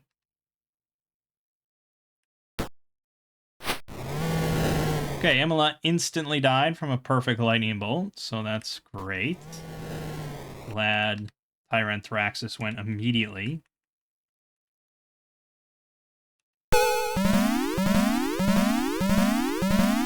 Okay, we got Tyranthraxis again.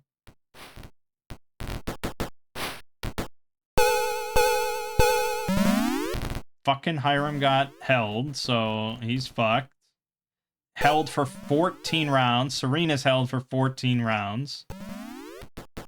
Pretty much comes down to berserks at this point. Someone has to stay alive for Tyranthraxis to go berserk, and then you just kill him.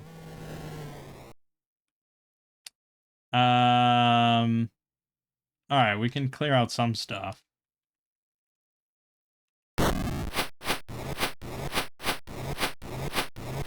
But I'm basically clearing out all the ones I confuse, so that doesn't really help me much. No. See, he got enraged again. So I don't know if he just has, like, a different chart or something. It should be the identical chart for every enemy in the game, as long as they're confused. So I don't know how he's getting this lucky. Okay, now he got feared, but then that didn't seem to do anything. He still threw a lightning bolt. So, I mean, maybe he just throws the lightning bolt every time, no matter what. It's kind of hard to tell. I could adjust my confusion a bit more to be more in the back line. Because the Margoyles are actually not that dangerous. I mean, they get a lot of attacks, but the ones that are holding me are the priests, and that's the real problem.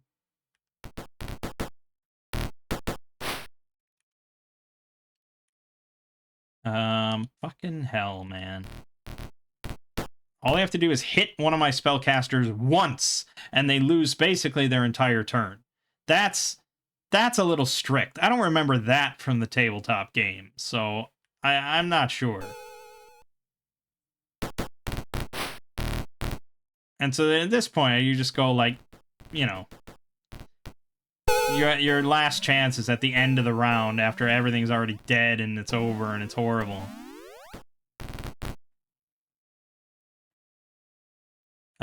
Yeah, because now Hiram can't cast, and chances are he will never be able to cast, because they attack like... Those Margoyles are attacking 4 times every round. The odds of them landing a hit on our spellcaster is pretty high, actually. Yeah, that's it. So, this unfortunately seems to be coming down to luck, because I just don't have enough buffs. I mean, we can see what the walkthrough says about the fight, but...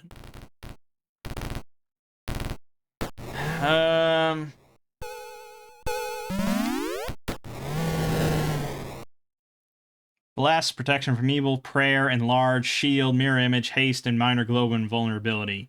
Fireball does not work on Tyranthraxis himself, but it does work to dispose of the Margoyles and damage High Priest. Confusion also works well.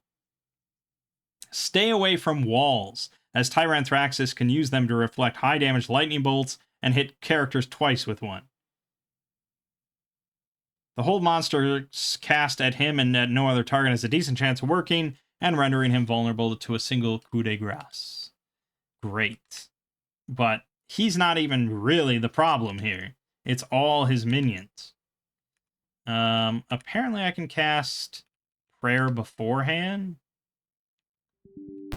That won't debuff all the enemies, though, so... But I feel like I'm never actually going to get it off anyways. Fucking hell! Instant kill! You can't even do anything! He's just dead!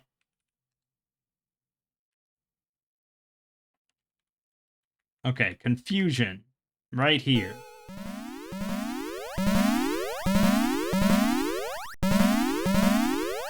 Didn't affect, like... Okay, it affected 1 High Priest. And then we can Fireball. And that's gonna go... here. See, but he doesn't quite have the damage to just clear house. Oh, and I fucking hit everybody. Oh, God. Serena's done. Okay, we got some enrage there. That helps a lot, because they focus all their attention on that then. Good, look at that.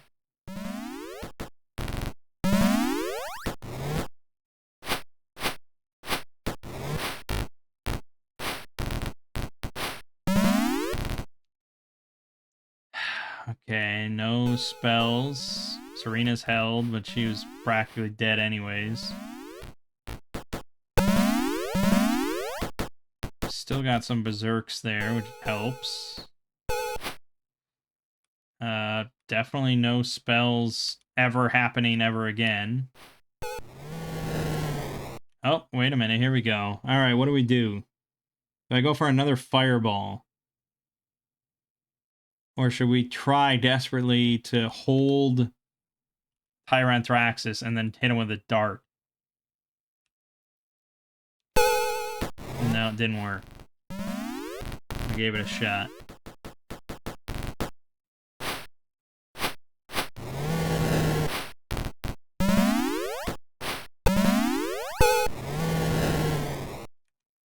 Okay, we got another...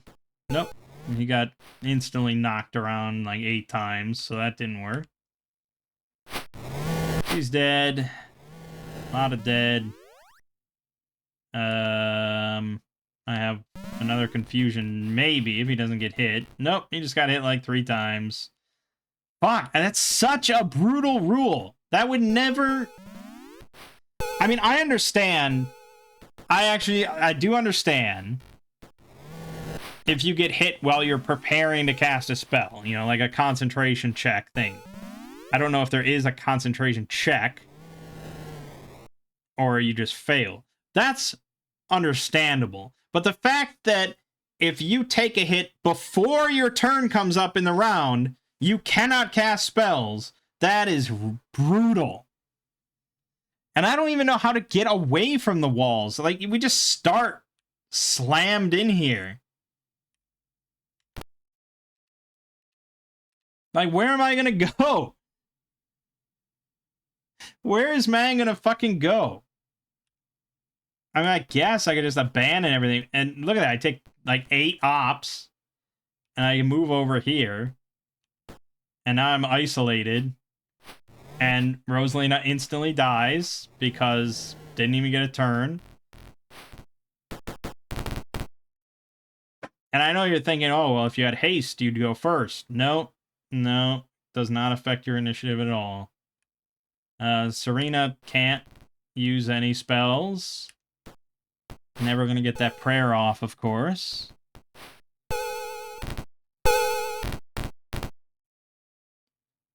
No spells for Hiram, and we have Rosalina's dead, so Mangg's held. I think that's it. So, yeah, great. Get Mangg away from the walls. What's the point? There's no point.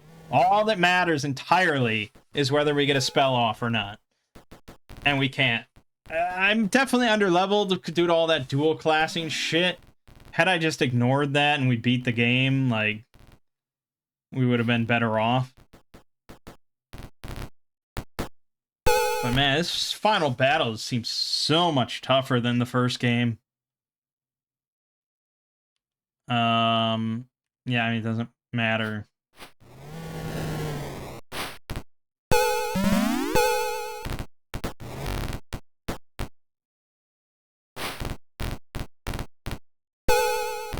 And you can't even rest. You can't even rest in the final area. This is so nuts. I can't even change spells if I wanted to. Yeah, I mean, it's really going to come down to just, like, doing this 50 times and hoping for the magical run where Tyranthraxis gets berserked or we somehow hold monster on him and, okay, great. I mean, Imola, you're essentially useless anyways, so whatever. Hey, prayer. Nope, she got hit. No prayer for you. And everyone takes like half their health and damage from the lightning bolt. No prayer for Rosalina because she took the lightning bolt bit damage. No spells for Hiram because he took the lightning bolt damage.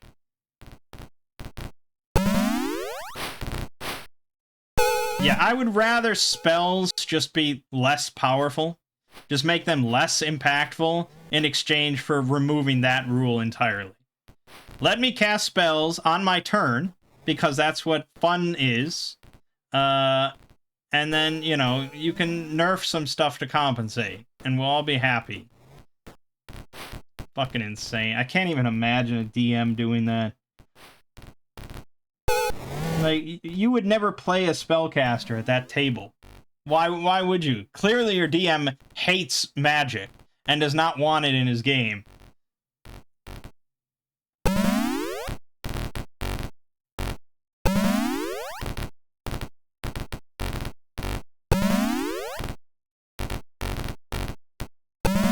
It's always that thing, though, you know, much like Baldur's Gate 3 and the Pathfinder video games, you know, the video games can get away with a lot more bullshit because you can reload. What is happening here? For the love of God.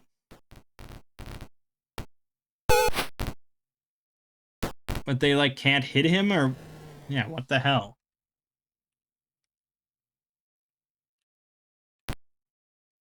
I mean, there's nothing I can do at this point other than going into the editor and changing some stuff that I would have changed, like added haste. I could add haste. And that would potentially make a difference. I'm not sure if it would. This doesn't fix a lot of the issues I have here. All right, we're gonna go for confusion again. Let's see if we get to pull it off.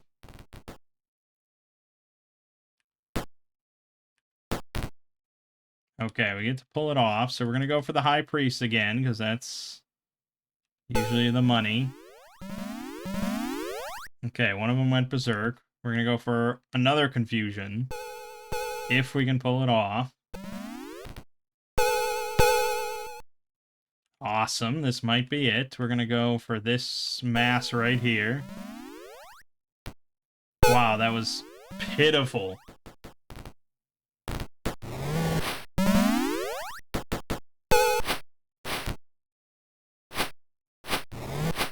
Himala's dead, as always. Man, his lightning bolt went on a tear. Holy shit. Okay, another spell. We get a hold monster. Hiram's held. Gregory's held. So it's all up to this cast right here. We held him! Oh shit, I gotta get there. Oh fuck, they blocked the way. Serena's still up though. She's got a staff sling. Gregory's down. A lot of people are down. Mangg is held. Serena's still there. Oh, I gotta... Fuck, I forgot how she was on quick combat. No! I forgot she was on quick combat. I was like, oh, I can't wait for her turn to come up. No! That was me just being a fucking idiot. Damn it, that was the run.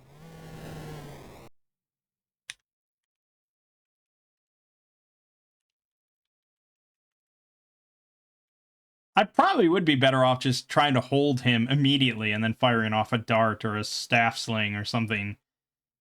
I don't know if the battle is going to be immediately over at that point, but it would be drastically easier without the lightning bolts coming in.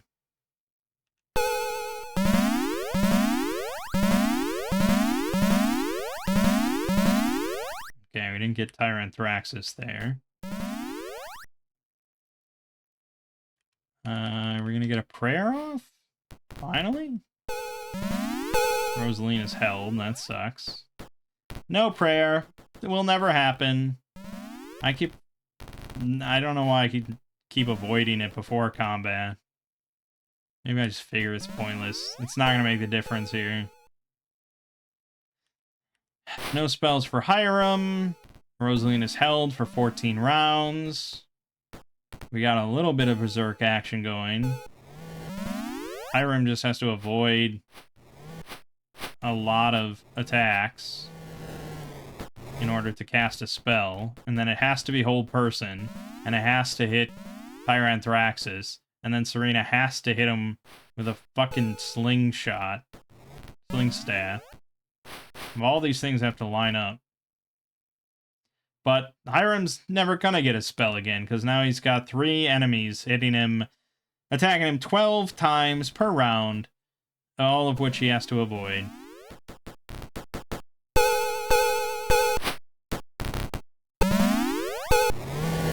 Hiram's dead, and so are our chances.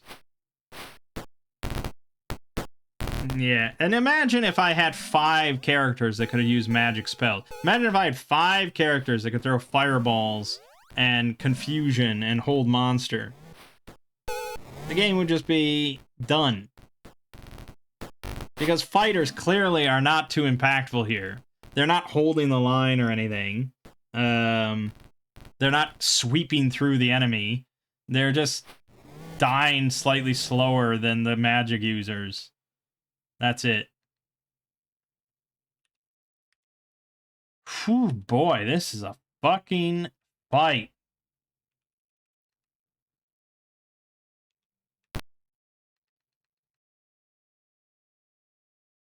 I fucking love that. Jesus Christ. Yeah, you already cast prayer before combat, so there's not much point.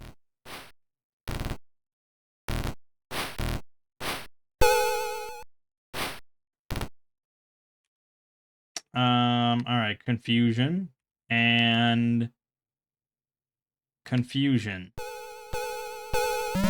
Mangg's held, so he's dead. But we did get a confusion off. And we got a high priest. All right, let's try again.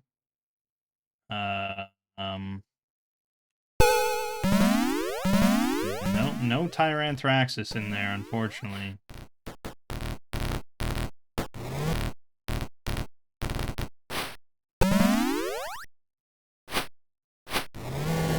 Rosalina's dead. Hiram's got 3 Margoyles on him again, so I think that's the end of spells. And Hiram's now held for 14 rounds, but he'll be dead before the round's over.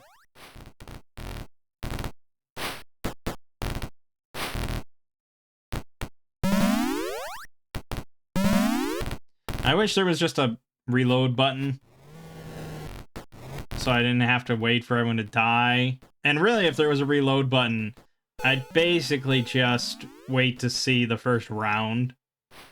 And if the first round doesn't go perfect, then reload. That's where we're at, really. We're at, if the first round doesn't go perfectly, we're done. Man, the game has been, like, incredibly easy up to this point. And then we get hit with this, and it's just... What? Yeah, see that? I would reload that. I'd fucking reload that. And I'm actually going to close out of the game, which is a much slower process, because it doesn't let you just fucking reload. Christ. I'm getting upset. I'm getting upset.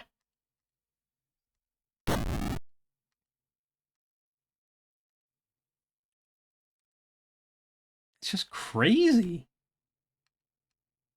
I mean, do you remember the Tyranthraxis in the first game?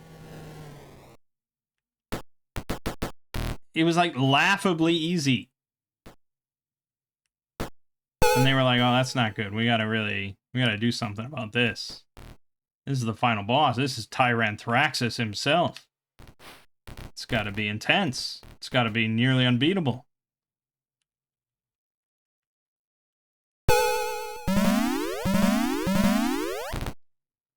The odds of even hitting, you know, getting him confused, extremely slim. And we've already lost. Like, we already know that this is not the run. Rosalina's dead. Hiram's got 3 on him. That's it. There is no making out of here. We could go back to the Fireball strats instead of trying for confusion.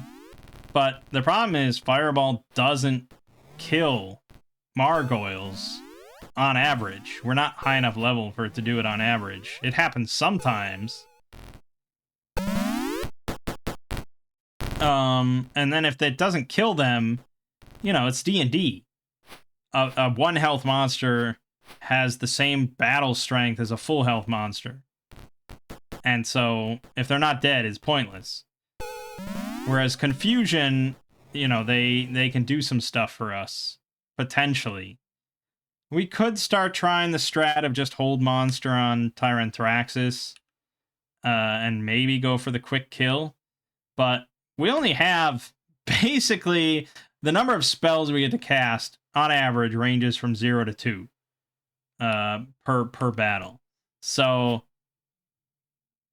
you know, we really have to be quite careful with our spells, but we'll try hold monster. Unaffected. Okay, so that was 1 spell. It could have been anything, and we threw it away on that. Mangg's held, so he's dead. There's really no way around that. Okay, I mean that's it. Game over. I really wish there was a way to just reload or something, you know, just like skip combat, just kill me. Where's the kill me button? I don't want to have to play through this. I guess we can crank up cycles to like 100,000 and that'll go pretty quick. There you go. Perfect. Just do that. Okay. Well, I don't think we can judge the hold monster strat just on that. Maybe after 10 tries, if it doesn't seem even remotely viable. Okay, Rosalina died. That's probably it. I don't think we're gonna win with her dead in the first action. But maybe if Hiram... okay, Mangg's held. Still technically possible to kill Pyranthraxis, but he didn't get a spell. So no, that's it. Please kill me now. Okay, that's that. Another one in the books.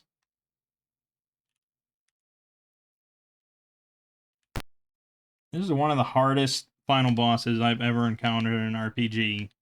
Again, I know I'm underleveled. That's part of it. That's definitely part of it. Okay, here we go. We got another... maybe 2 chances at Hold Monster. If none of them get... Nope, Rosalina got hit.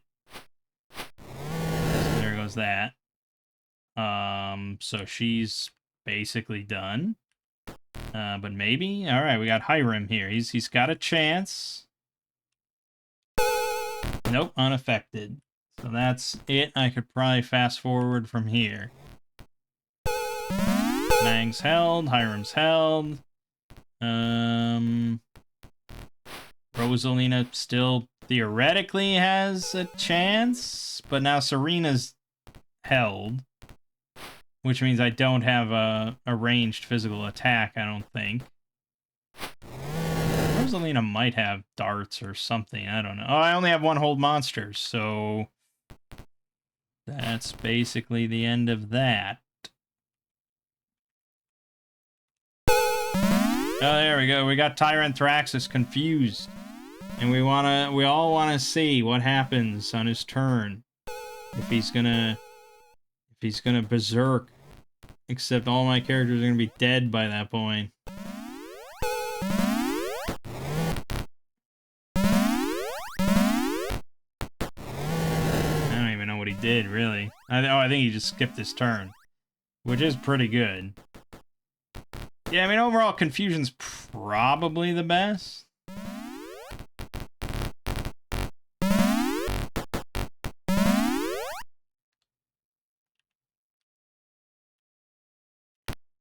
The hold is very unlikely.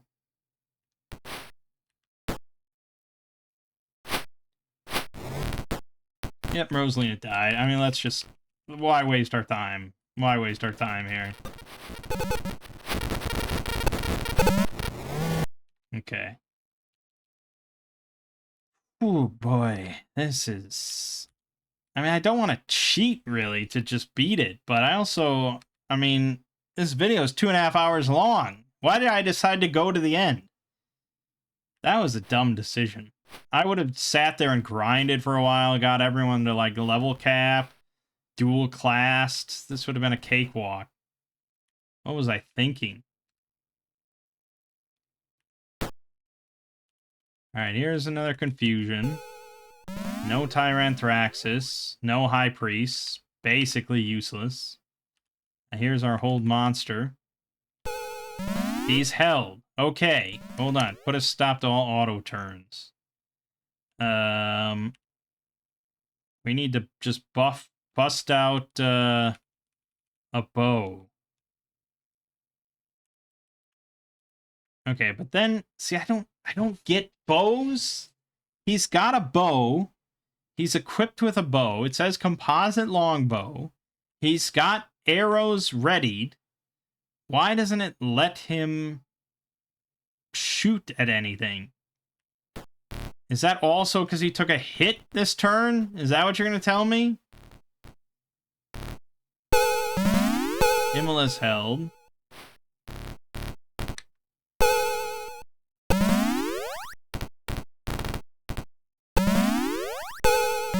Rosalina's held. We're back to Gregory for some reason, and he just went. Okay, Mangg. If he had a straight shot, I would just go melee him, but we don't. I feel like it's going to be the same thing, where I just can't shoot a thing. Look at that. And like none of it will target. He cannot shoot. And I feel like it's probably because he took a hit. I think it's the same thing as spells, which is fucking terrible. So that means he's also useless. Okay, Serena. Serena has a staff sling, but if we follow the same rules, that means no shooting of any kind. Look at that. That's nuts. That's nuts, man. That's such bullshit. So it's basically pointless. The hold monster strat is not the way to go because I'll never, ever be able to get a ranged attack off. A physical ranged attack.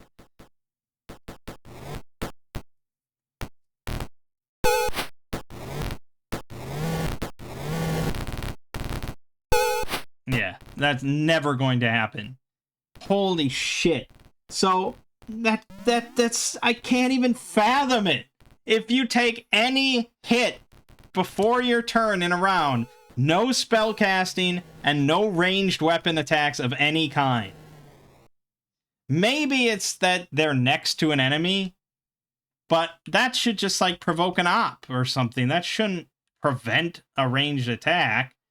There's so many restrictions and just bullshit, and oh my god, I can't believe I'm still trying to do this. Okay, then Confusion is our best bet. And you might as well target Tyranthraxus, because he's by all the High Priests. We got a pretty good saturation here, actually, of Confusion. And we got some Enrage. And Rosalina survived the Lightning Bolt. So there is some potential here.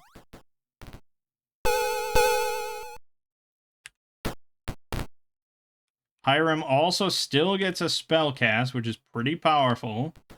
If he can pull it off. Okay, he got it pulled off. So we want to try and get Tyranthraxus one more time. So we're going to go there. We got some more High Priests. Still no Tyranthraxus, which is dangerous. But if we can get enough Berserks in there, it still might work out, because he might target them. They're killing each other. This is like the best chance I've had in a long time.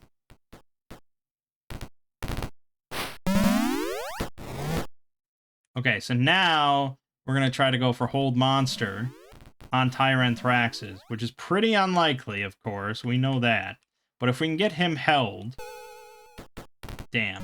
If we could get him held, we've nullified a lot of the danger of the encounter between these two effects. But now Mangg is held, which was really unfortunate, because he's our main hitter.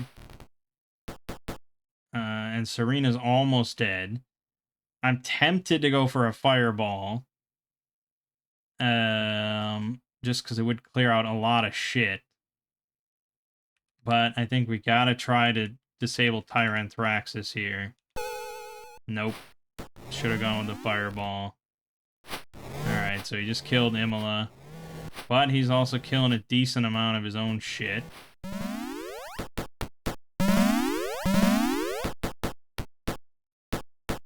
Still beating on each other, so that's good. Alright, let's go for a fireball. Gregory's held, so that's both of my main melee units. Gregory's down. Here comes a fireball. If I cast it here, Serena will die. I think if I cast it here, Serena will die.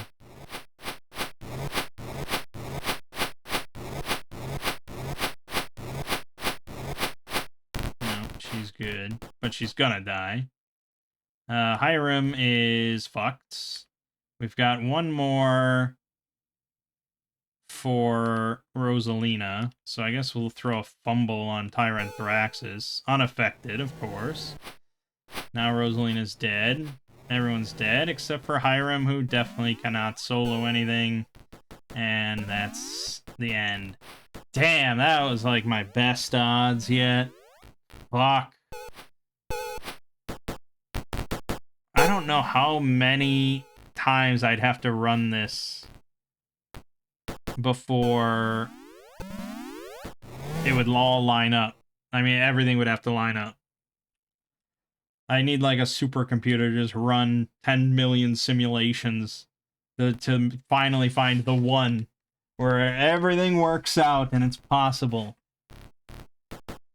I don't like to give up on this. This is the final boss battle. It has to be doable. Of course it's doable.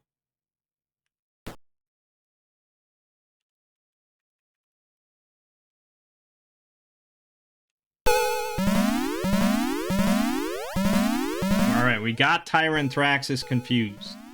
But then Mangg gets held right away. Fuck. It's so bad.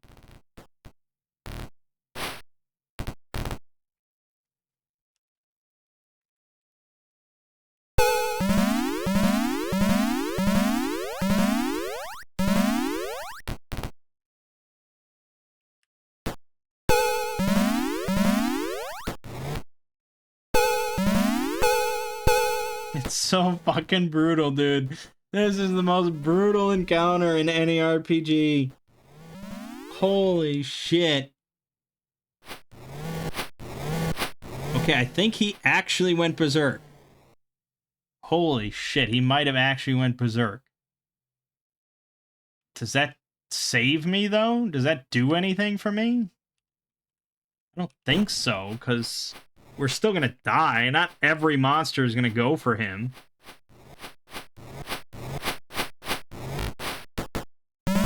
And even if every monster did go for him, they'd have to hold him and then one-shot him, I think.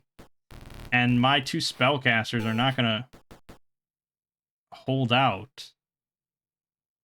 And they're not, I mean, they can't cast any spells, so I think they're trying to hold him.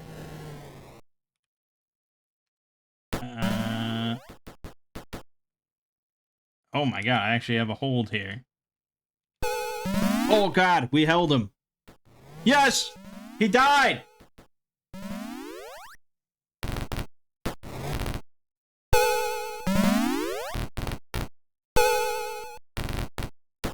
Except Hiram's still dead.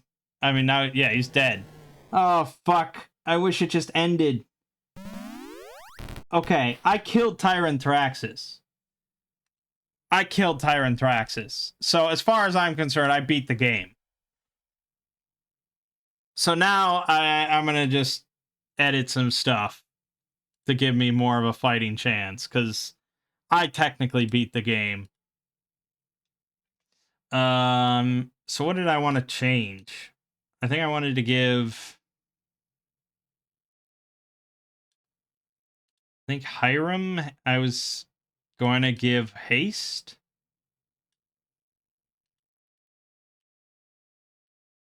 I don't know if I can actually adjust that or not. Oh, I think I can.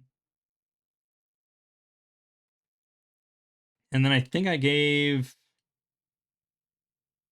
Now, who did I give minor globe invulnerability to? No one?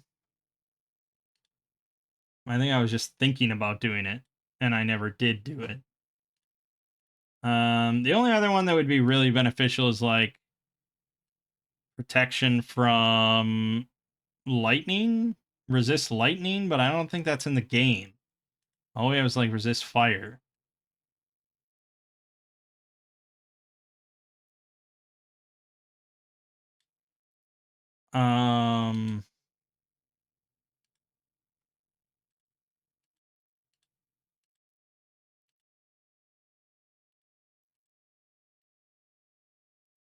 Okay. I'm just gonna give it to Hiram, because fuck it. Alright, so now we can go here and let's save real quick. We're gonna cast prayer right here. And you didn't give him You didn't give him the spell. You're supposed to, you gave him minor glow and vulnerability. Okay. What about haste? What happened to haste? We wanted haste. Okay. Weird. There's haste. Okay, we're hasted. That's about as good as I can do, man, as far as buffs. There's not that many other buffs in the game. So now it's mostly just getting it right. So confusion. And we got confusion. We got Tyranthraxis. We got a good amount. Oh, and he went berserk immediately. Is this the run? Is this the run?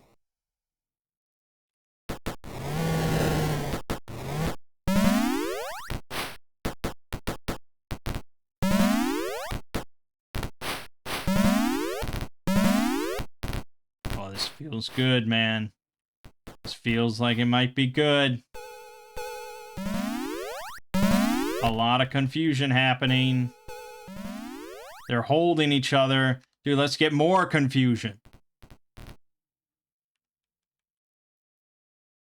More confusion. Sure.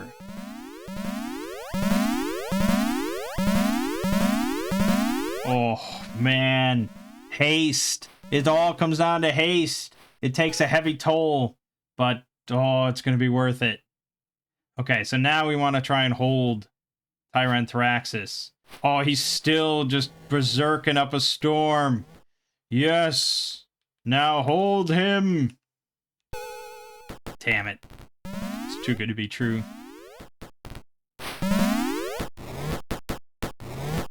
Oh, we're clearing with haste. One of them might hold him. You never know. Okay, hold. Second try on Tyranthraxis. Yes! Yes! One of you just has to hit him! Fireball.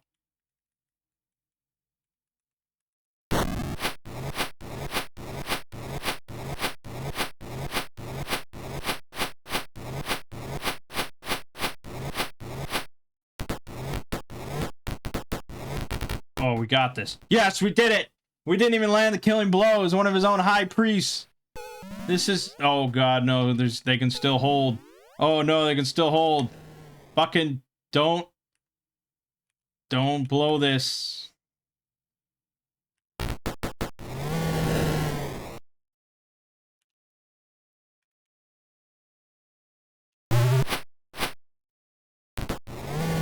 Okay, we're losing a lot. We're losing a lot here.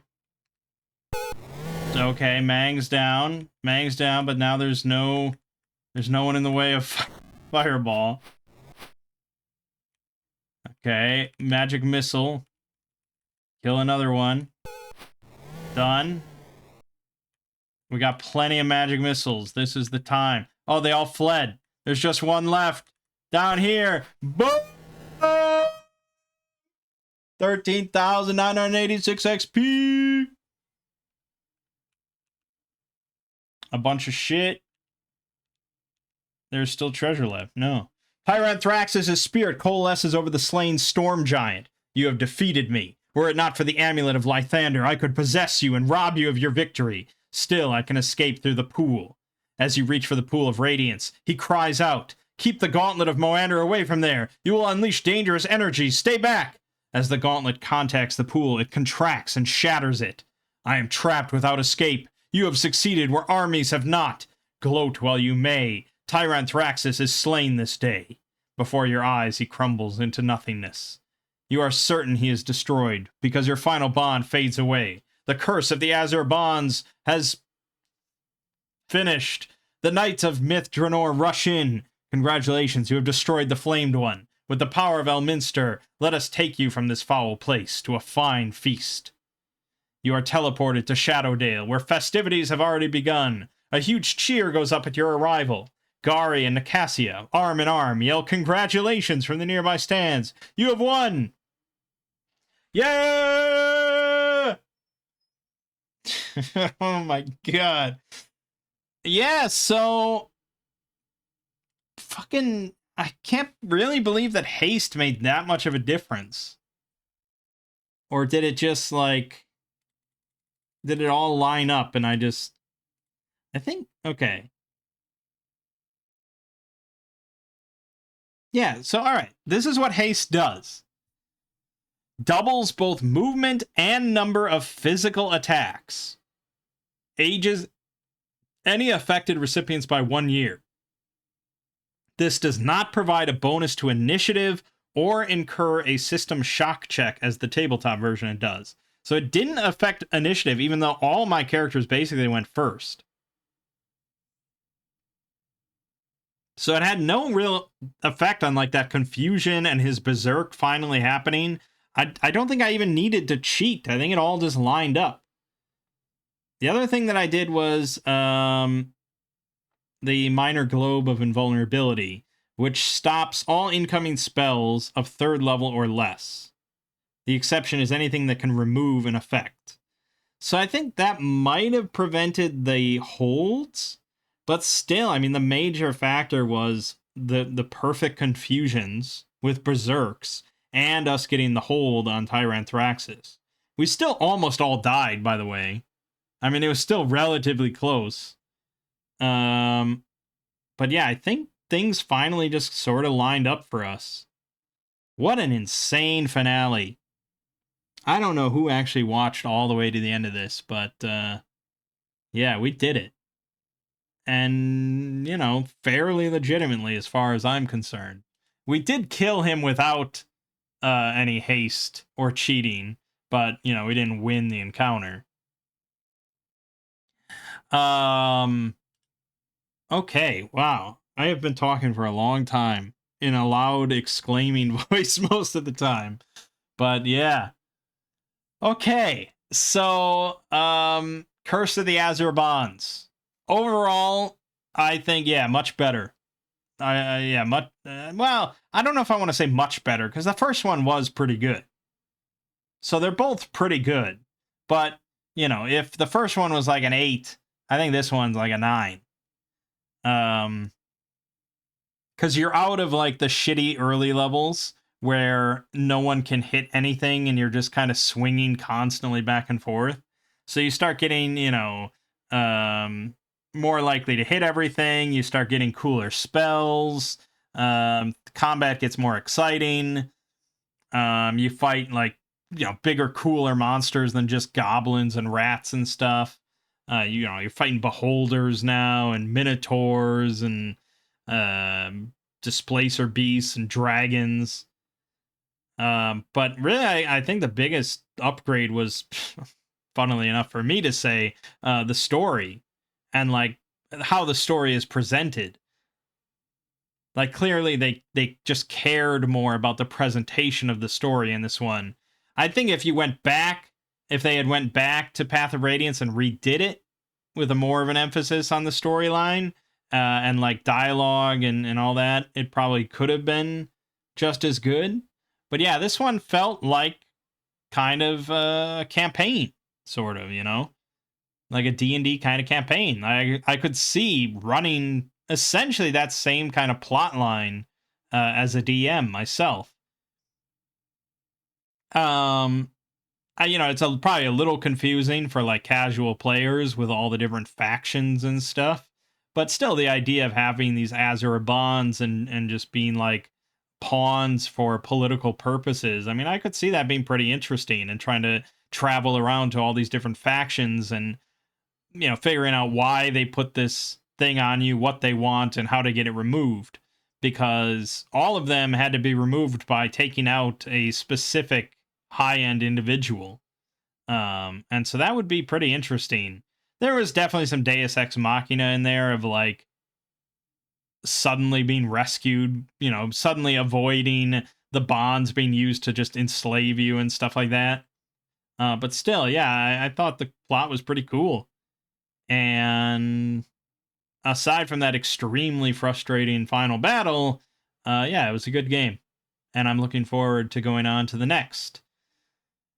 With the next one being Secret of the Silver Blades.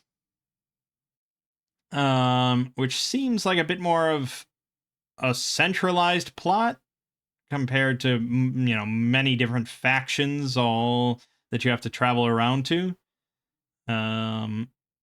It seems like it takes place at a mine? I don't know. We'll see. It's going to be similar. Definitely going to be very similar. But it's going to be an even higher level. Mages are going to get up to 7th level spells. That's great. Graphics are slightly improved. And, apparently this says the game world is the largest yet for a gold box game and includes cutscenes. And a difficulty option. Huh. So I'm looking forward to it, but not tonight because I've been recording for way too long. So my name is Mangg. Game you just finished watching is Curse of the Azure Bonds. And I'll see you fine folks in Secret of the Silver Blades.